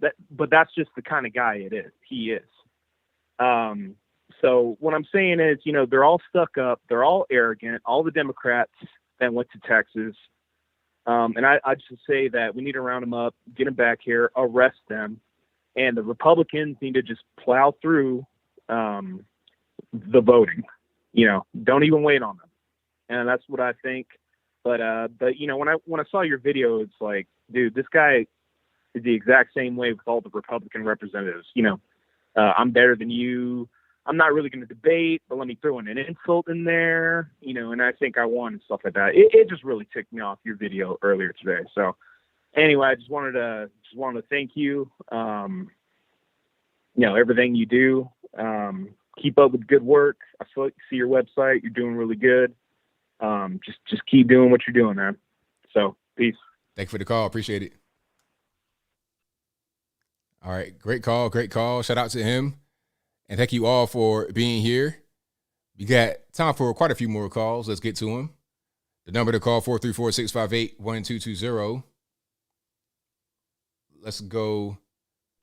Audio online, speaker to 817. Oh, how are you, ABL? This is Zorro. All righty, on well. How about yourself? Oh, I'm fine. Candace Owens had a video today where she was pitching the Patriot phone, and it's not tied to Google or Apple. Have you seen that? I saw, I didn't watch the video yet, but I've seen some social media talk about it, but I've not really looked into it yet.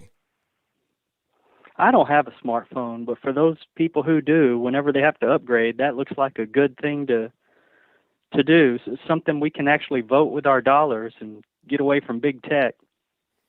Yeah, I mean, if it is effective like the way it needs to be, I gotta look into it because I'm a big tech guy. I got all kinds of gadgets and whatnot in here. I got a bunch of different phones and everything, so I'm gonna look into it and see what's what. If it works well and whatnot, I'll give it a shot.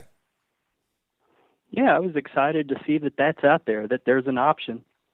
I was curious what you think about Larry Elder being governor of California, Alan West being governor of Texas, and Vernon Jones being governor of Georgia. Well, as far as Georgia is concerned, I know it's unpopular for me to say, but I actually like Brian Kemp. I live right here, not too far from Georgia. I like Brian Kemp. People kind of are upset at the whole election thing, but that's truly not his fault. I think that's kind of beyond his pay grade, quite frankly. And as far as Larry Elder, I like Larry Elder a lot. I met him. That's one of my idols, really. One of the people I look up to and kind of model myself after. But I'm not sure he has a chance in California because of how far gone it is. This is why people were so hype on the whole Caitlyn Jenner train, because they know that California is gone, and it'd take somebody that's not conservative really to become a conservative and win. I'm not really on that train, quite frankly, but I like Larry Elder, but I don't know about his chances in California. If he was to run somewhere else, he have a better chance. California's going to be hard, but we'll see. And as far as who else was it? You had Vernon Jones, Larry Elder, and who else?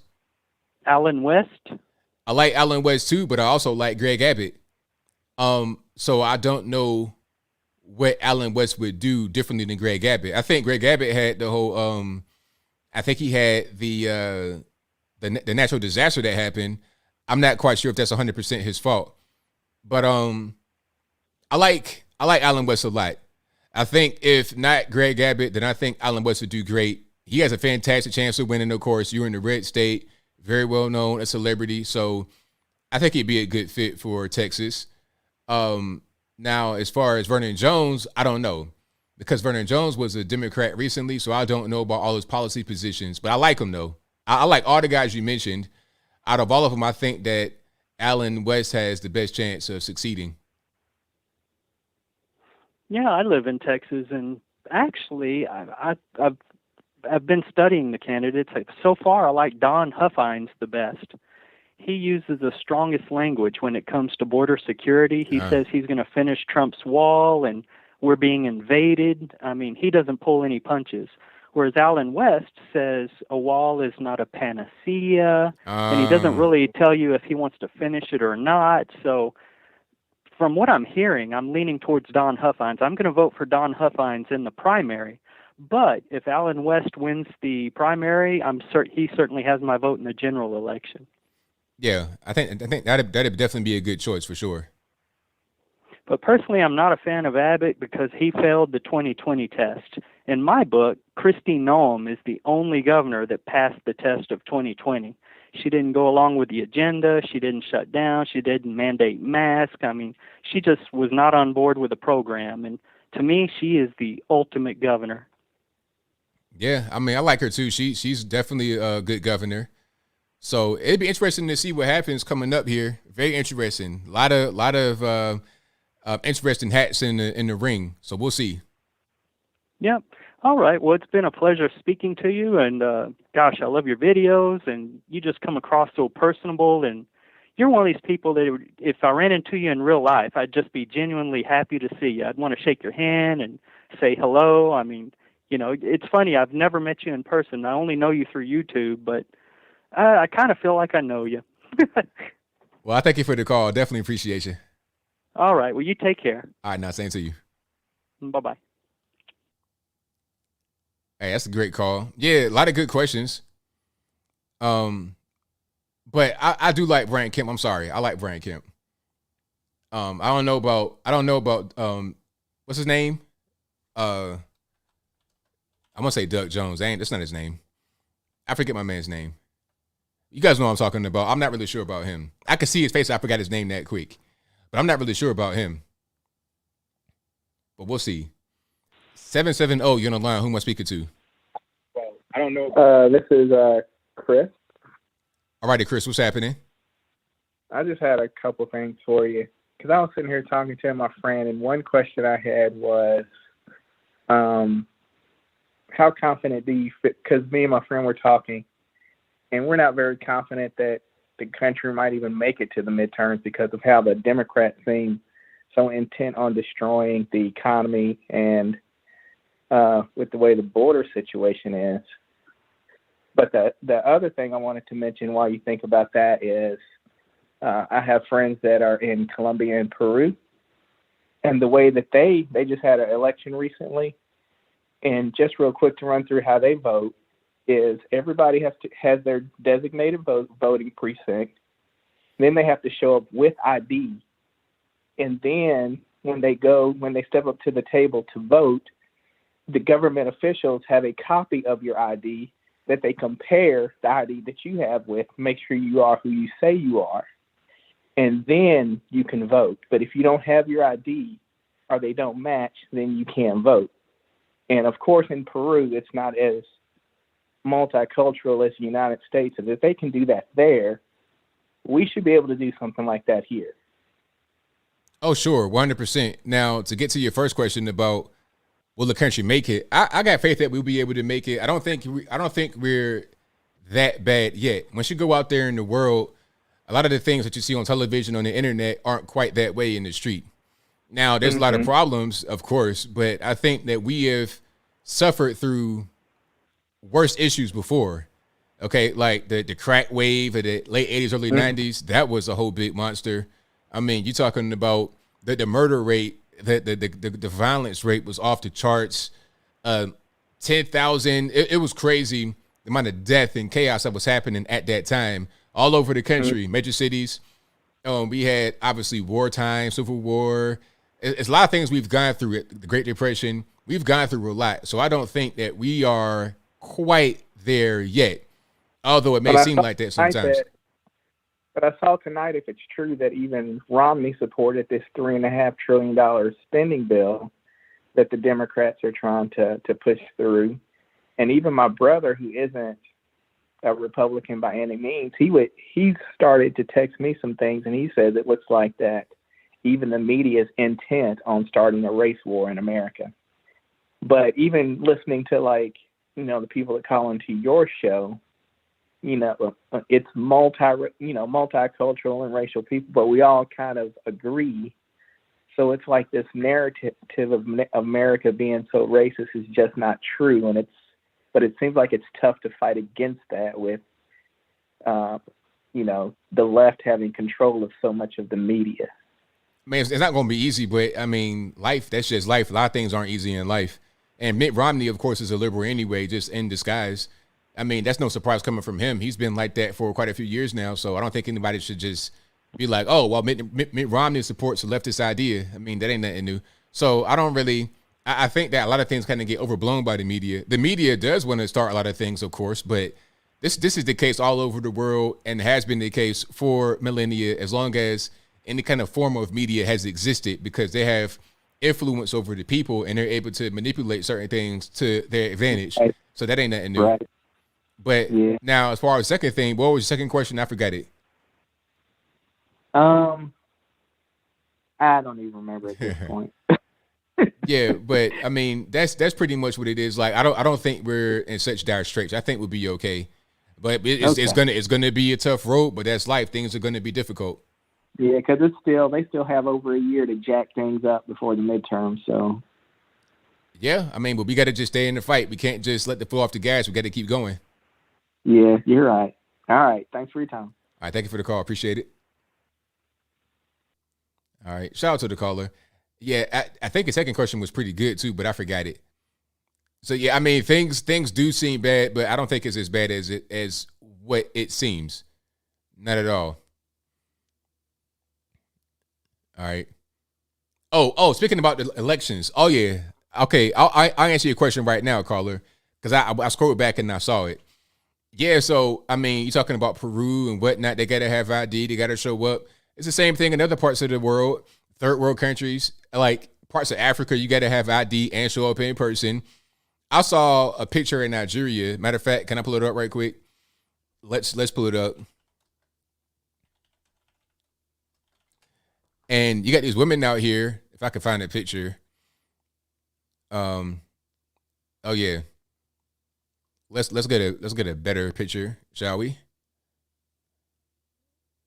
Okay. There we go. So these women are out here. Let's put it on the screen. They're out here. It's super hot. It's Nigeria. And these look like they might be like Hausa or somebody, basically like Muslim. And they out here in the heat outside waiting. It's super hot with the ID cards in their hand, ready to vote. So if you could be in a third world country living on $2 a day, and yet you show up at the polls with your ID in hand, ready to vote, then why can't these rich fat Americans do it? Why can't we do it? Huh? Why? Why is that a burden for us, but not a burden for them? And then it's dangerous out there too. They might mess around and get shot, killed out there, kidnapped and everything. Oh, but we gotta have everything handed to a silver platter.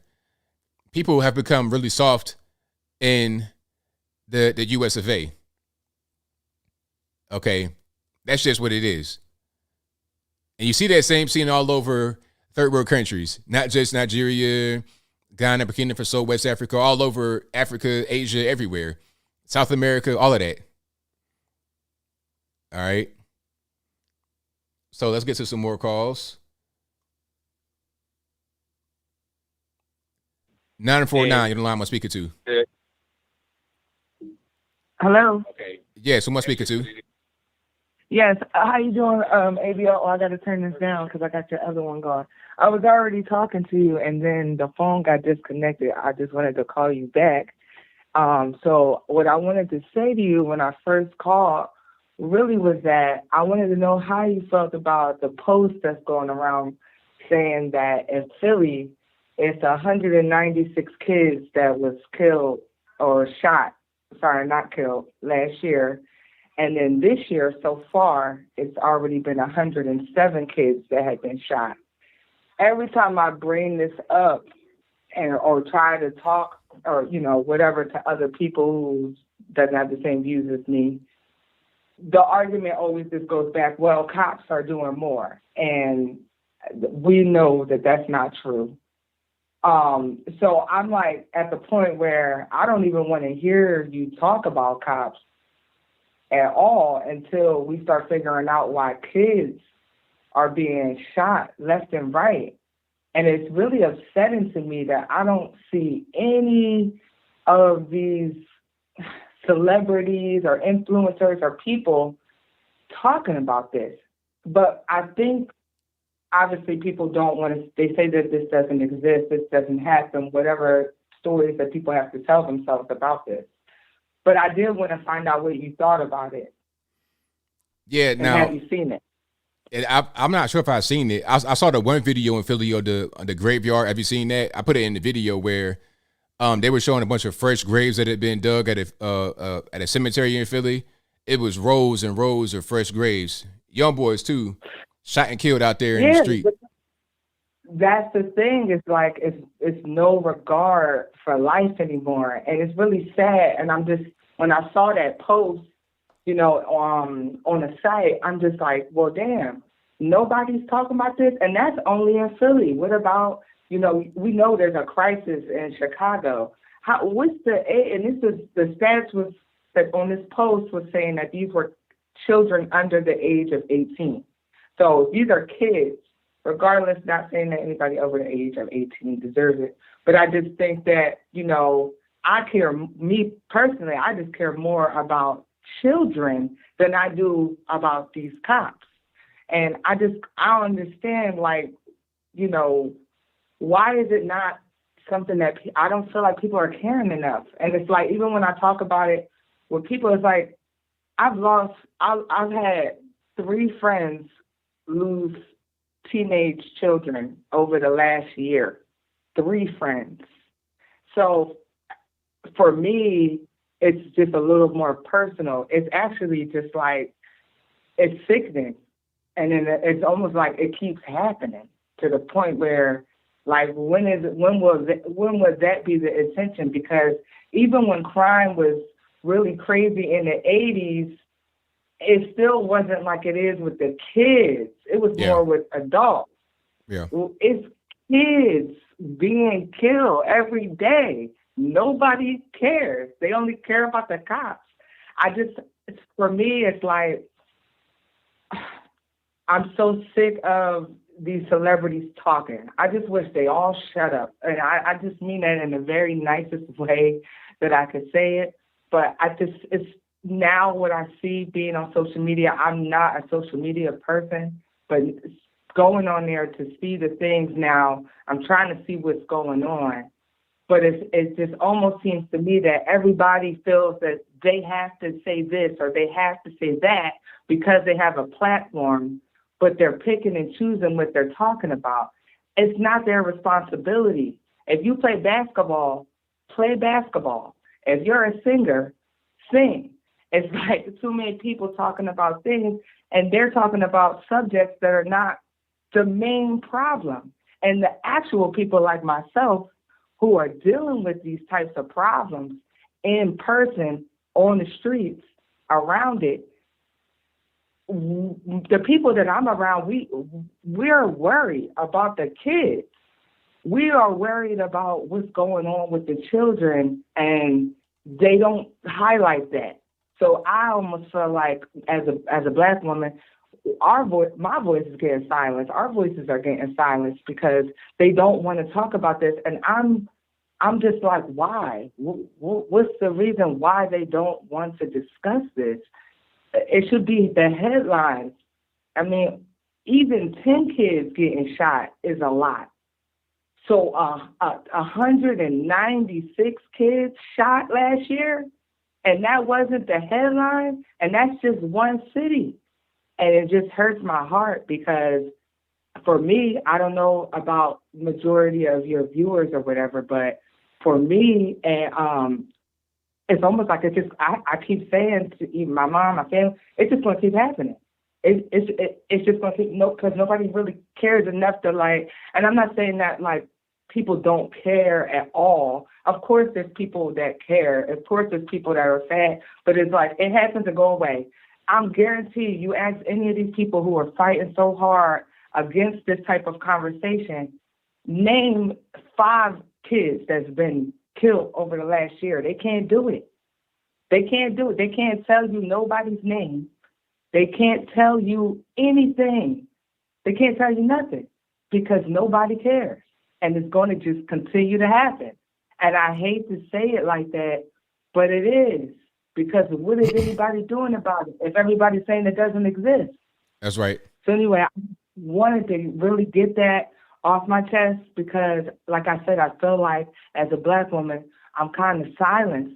And it's hard to even speak because people are going to, oh, no, what? And like I said, I've been telling people, I don't want to hear about George Floyd. I don't want to hear about, whoever else, because they would, whatever they had going on, they're adults. Right. These kids who go into the store didn't do nothing. I hear you 100%. Didn't do nothing at all. Right on. Okay. I agree with you. Well, I thank you for your call. I mean, this is right on point. You're saying everything that needs to be said, and I think that people got to hear this because people focused on some of the lower hanging fruit. And to answer your question, I think people they don't want to talk about it because it's easier to point the finger somewhere else rather than looking in their own household. And some of these kids that are out here violent, killing everybody else, are right there, right in front of them, and they don't want to deal with the failure that they have caused. But thank you for your call. Definitely appreciate you. Thank you, ABL. Have a good day. Same to you. Wow, yeah, that's a great call. Yeah, I mean, that's really your issue. It's like you got the elephant in the room, right? You got all these kids that are being killed. So it's like, where's all the Black Lives Matter, hands up, don't shoot, all this, that for them? Where's all that passion for them? You really don't see it, do you? Is there a reason? We all know what the reason is. We all know what it is. All right. 210, you're on the line. Who am I speaking to? Hello? Yes, 210, who am I speaking to? Hello? Can you hear me? Yeah, I hear you. All right, what's going on? Is this the Anthony Bryan Logan show? Yes, it is. All right. Hey, so I have a question for you. So, talking about the Cuba thing, do you think that Democrats are like failing to answer the basic question that communism is bad? Well, of course, they don't want to talk about that because a lot of their supporters believe in communism as a real thing. So if they come against communism, then they're going to anger a lot of their base, a lot of the young base especially, that don't know any better. So, on that being said, do you feel like the Democratic Party is heading towards socialism? Because a lot of Democrats like to call themselves democratic socialists. Well, I think a lot of them are already there, and maybe the rest of the party might go with them. Your AOCs of the world, they're already there. And I think the purpose of the AOCs and whatnot is to bring on socialism. That's the end game, in my opinion. So with you saying that, do you feel like, because this is how I feel about the situation. This is America. We're a republic, not a democracy like they like to say. And for me, it's like it's treason against this country for you to say things like that or put in policies like that. So it's like, do you feel like the Democratic Party needs to be dissolved as a party? Well, I'm not really sure about that. I mean, because that's really up to them. I don't think you could really dissolve a party like with like some kind of order or something like that. I just think that if they keep going down this road, then they're not going to be relevant in the near future when people see that what they're doing is not working. I think the most important thing would be to get some of these kids and prevent them from being brainwashed, because a lot of the Democratic Party, a lot of their following, a lot of the people that are in the Democratic Party as elected officials, they've been successfully brainwashed to believe that what they're doing is right. So this is why the crazy ideology is coming about, because of the successful brainwashing. We got to get to the kids at the K through 12 level to prevent them from going to the far left to begin with. Well, I mean, they've been doing this for the last 35 years. Like all the major schools, colleges, all they promote is socialistic ideals, Marxist ideals. So it's like, for me, it's like, it's going to be almost impossible to educate three generations. They've already educated three generations to think like this. These people don't even if you show them facts, proof that they're heading down this road, they refuse to believe it. They refuse to acknowledge it. But yeah, it's like we're letting our country be destroyed by these young people that don't even know what they're talking about. Because I'm not that young, but I know a lot of young friends, and they're for socialism. They think it's an okay thing. But for me, my mother's from South America, my father's from Puerto Rico. I was born in Germany, so it's like I've seen the outside of the United States. I've seen the other side of what the world can offer. So it's like, it's hard for me to come here and then see, the destruction of this republic from within. And it's like, we're heading down such a dark path to such an extent that it's irreversible. Yeah. I mean, I think that there is light at the end of the tunnel. I think there's hope, because a lot of people have not really been brainwashed this way. I think it's kind of a small portion of society that's like this. And I think that there's a movement going in the other direction as well, trying to get more kids into homeschooling. And you got parents that are still conservative because let's not forget, half of the nation still voted for Trump. And a lot more people that didn't vote, they probably still believe in core conservative ideology. So all hope is not lost, although it could seem like that when you see some of the news reporting and whatnot. So we just got to keep the fight going. Yeah. I'm sorry. I don't watch news. News is like very socialistic. A lot of the news agencies obviously spew out propaganda, and it's like shows like you that give me hope. You know, it's content creators like you, but it's like YouTube censors you guys, and other platforms, like Google, Yahoo, all these other different platforms that people use. It's like they control the narrative. It's sometimes I get unsubscribed from your channel. Just to let you know, and I have to have your channel bookmarked specifically just to be able to resubscribe to it. And I don't get any notifications from your channel. And it's because you're shadow banned, like a lot of other content creators that have conservative views. What do you feel about the whole Trump, lawsuit with Facebook and Twitter? What do you think that's going to bring about with social media change? Well, I'm not shadow banned. I think that I'm still able to get a decent reach. Like the channel's doing pretty well, but sometimes there's some issues. But to get to Trump, I think he may have a little bit of legs in the lawsuit. I don't really know how far it's going to go. That remains to be seen because you're dealing with these big tech companies. One thing they have is a bottomless pit of money, and those lawyers. I mean, you got some big high time lawyers. So we'll see how it goes. Are you willing to say that Trump will be reelected in the next 4 or 8 years? Do you see that him, because he's pretty old. I don't see him being able to run at that age that he is right now. Oh, I don't know. It all depends on what he wants to do. It depends on what he wants to do. And if he's able to get through the primary and everything's fine, I mean, we'll see. I don't think it's really fair to require him or really be demanding of him to run again if he doesn't want to, because like you said, he will be old. He would be, if he was to run again and win in 2024, at the end of his last term, he'd be 82. So that's a little old. I feel like the best thing would have been for him to win this time, be in office now, and then go ahead and just ride off in the sunset at the end of it and just do what he wants to do, hang out with his grandkids, play golf or whatever. But I think what'll end up happening is that Trump will endorse Ron DeSantis, and that'll be the guy going forward, and he'll win. That's just my prediction, my opinion, but I don't really know. That's just how I think. Well, I just want to say one last thing. For me, I feel like we got into such a bad stake in this country that we need to clean house in this country. Basically put all these politicians, Republican, Democrats, on trial for treason, and let the Joint Chiefs of Staff hold power until there's new elections held. That's the only way I see change coming about in this country. Like the process of voting and all this, our government is so corrupt to such an extent that you don't know who's who. And they're both playing both sides of the fence, and they're using us and our divinity between us, our different ideals between us to separate us, to keep us, arguing amongst each other while they're, doing their thing in Washington. Well, thank you for the call, man. Definitely appreciate you. Appreciate it, man. Yeah, I feel like you still got to vote though, because if you don't have faith in the election system, how you gonna have faith in that too? How you gonna have? How would you have faith in the JCOS, but you don't have faith in the election system? You know what I'm saying? So I feel like voting is still really important. But that'd be a wrap for me. Thank y'all for being here. Definitely appreciate you guys. If you enjoyed what you heard tonight, go ahead, get a video a thumbs up. If you're not subscribed yet, go ahead and do that as well. I got super chats to read and then I wrap it on up, but that'll be the end for the calls. Thank y'all for joining. Shout out to the mods for doing what you do, keeping them trolls in check.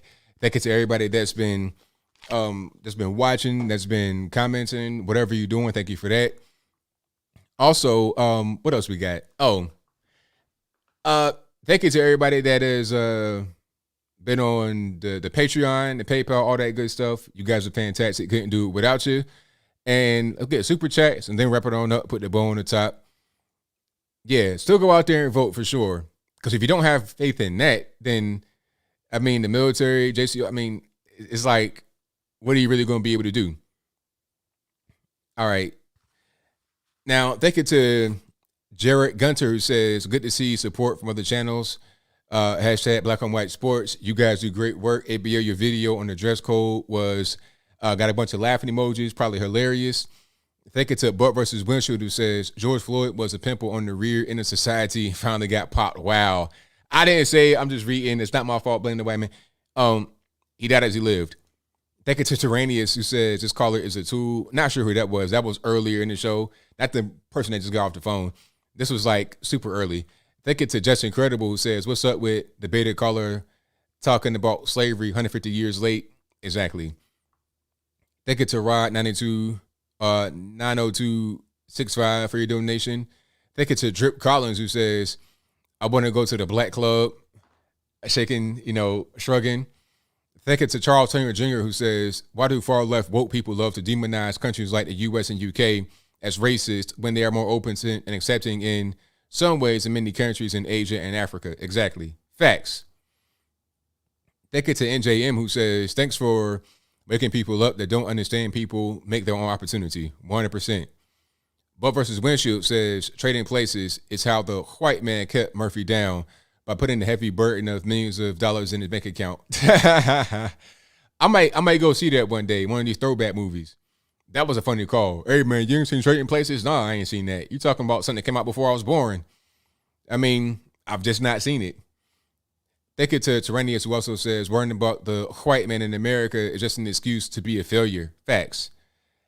Just Incredible says, and who is this imaginary white guy? Maybe he's chilling with Bigfoot. Thank you to Hawaii's Mercenary, who says, smoking that cheddar cheese. Thank you to Red Fury for the fist bump emoji donation. Thank you to Jenny Jones, who says, Americans need to remember that each other are not the enemy. The enemy is our government. Racism is their weapon. Don't let them do it, y'all. Love y'all. Thank you to Elizabeth Peterson, who says, you're number one with the emoji. I appreciate you for that. Butt versus Windshield says, I think dogs picking up the house and vacuuming will happen before the WNBA is more popular than the NBA. Big facts. Yeah, because a caller earlier was talking about Victor. I think it was Victor. He was watching the WNBA All-Star game before the NBA Finals because the WNBA is so popular, they got to put it like an hour. They got to put the WNBA All-Star game at 7 p.m. and the NBA Finals at 8. So if you just happen to be a little bit early for the NBA Finals, you'll contribute to the ratings of the WNBA All-Star game. But anyway, I digress. But yeah, he was saying that the commercial was talking about how the WNBA will be more popular than the NBA one day. How are layup contests when they bricking the layups? How was that exciting? Okay, unless you can come up, I mean, unless they're going to be some Transformers in the WNBA, but still, that's not really going to be. I'm not trying to see LeBron James in the wig, slam dunking on some 5'6" point guard. I'm just not trying to see it. But I digress. Thank you to Vanessa, who says, ABL, you have the best podcast channel set up. Thank you for that. Appreciate you. Thank you to Angel, who says, great show, ABL. Thank you. Thank you to Lou Marlowe, who says, fun fact, iPhones track your location at the hardware level. It can't be turned off. Well, fun fact. Thank you to Charles Turner Jr., who says, ABL, because you mentioned hot weather in the desert earlier, here are some record high temperatures. California, 134. Arizona, 128. Nevada, 128. These are the 3 top temperatures for all 50 states. Yeah, I'm good money. And, these states don't really have a high black population. So all this stuff about, heat racism, climate racism is a crock, obviously, but I'll move on. Thank you to Tyrone, Mr. Conservative, who says, I don't like my badge. This next to my name with the red and yellow star, it reminds me of communist China. Thank you to Razor Sharp Thoughtfulness, who says, lies flow easy like water and conforms to fit any shape it's poured into, but truth is solid and immovable. Big facts. And thank you to Dash Rendar for becoming a member as an ABL supporter. Thank you. And thank you all for joining. I'll be back again live, of course, on Saturday. And, of course, I'll be back tomorrow with another pre-recorded video. I think tomorrow on Tatum's channel, they're doing like a police show. You guys will see it. I don't want to spoil it, but you guys will see it tomorrow. So I probably won't be on that one. But I'll be around all the time. Catch me on the Instagrams. Catch me on Facebook, YouTube, Twitter, wherever. And my website, of course, anthonyblogan.com, ANTHONY, the letter B, LOGAN.com. Go get some merch from ABLmerch.com, ABLmerch.com. You can get these hats right here. These are the USA Special Edition hats available on my website. You can also get T-shirts, stickers, mugs, all kind of good stuff. Also, go to my sponsors. We got BHEDesigns.com. Links for everything will be in the box right below the video. BHEDesigns.com. Mr1920.com for your good soaps, a good gift for yourself, significant other, whoever. Also, patriotpost.us, the best source for news and information, right alongside my website. Great places to go for real conservative information, news, not bought and paid for by some weird corporate woke sponsors. But that'll be a wrap. So until next time, y'all be safe. I'm out, and peace.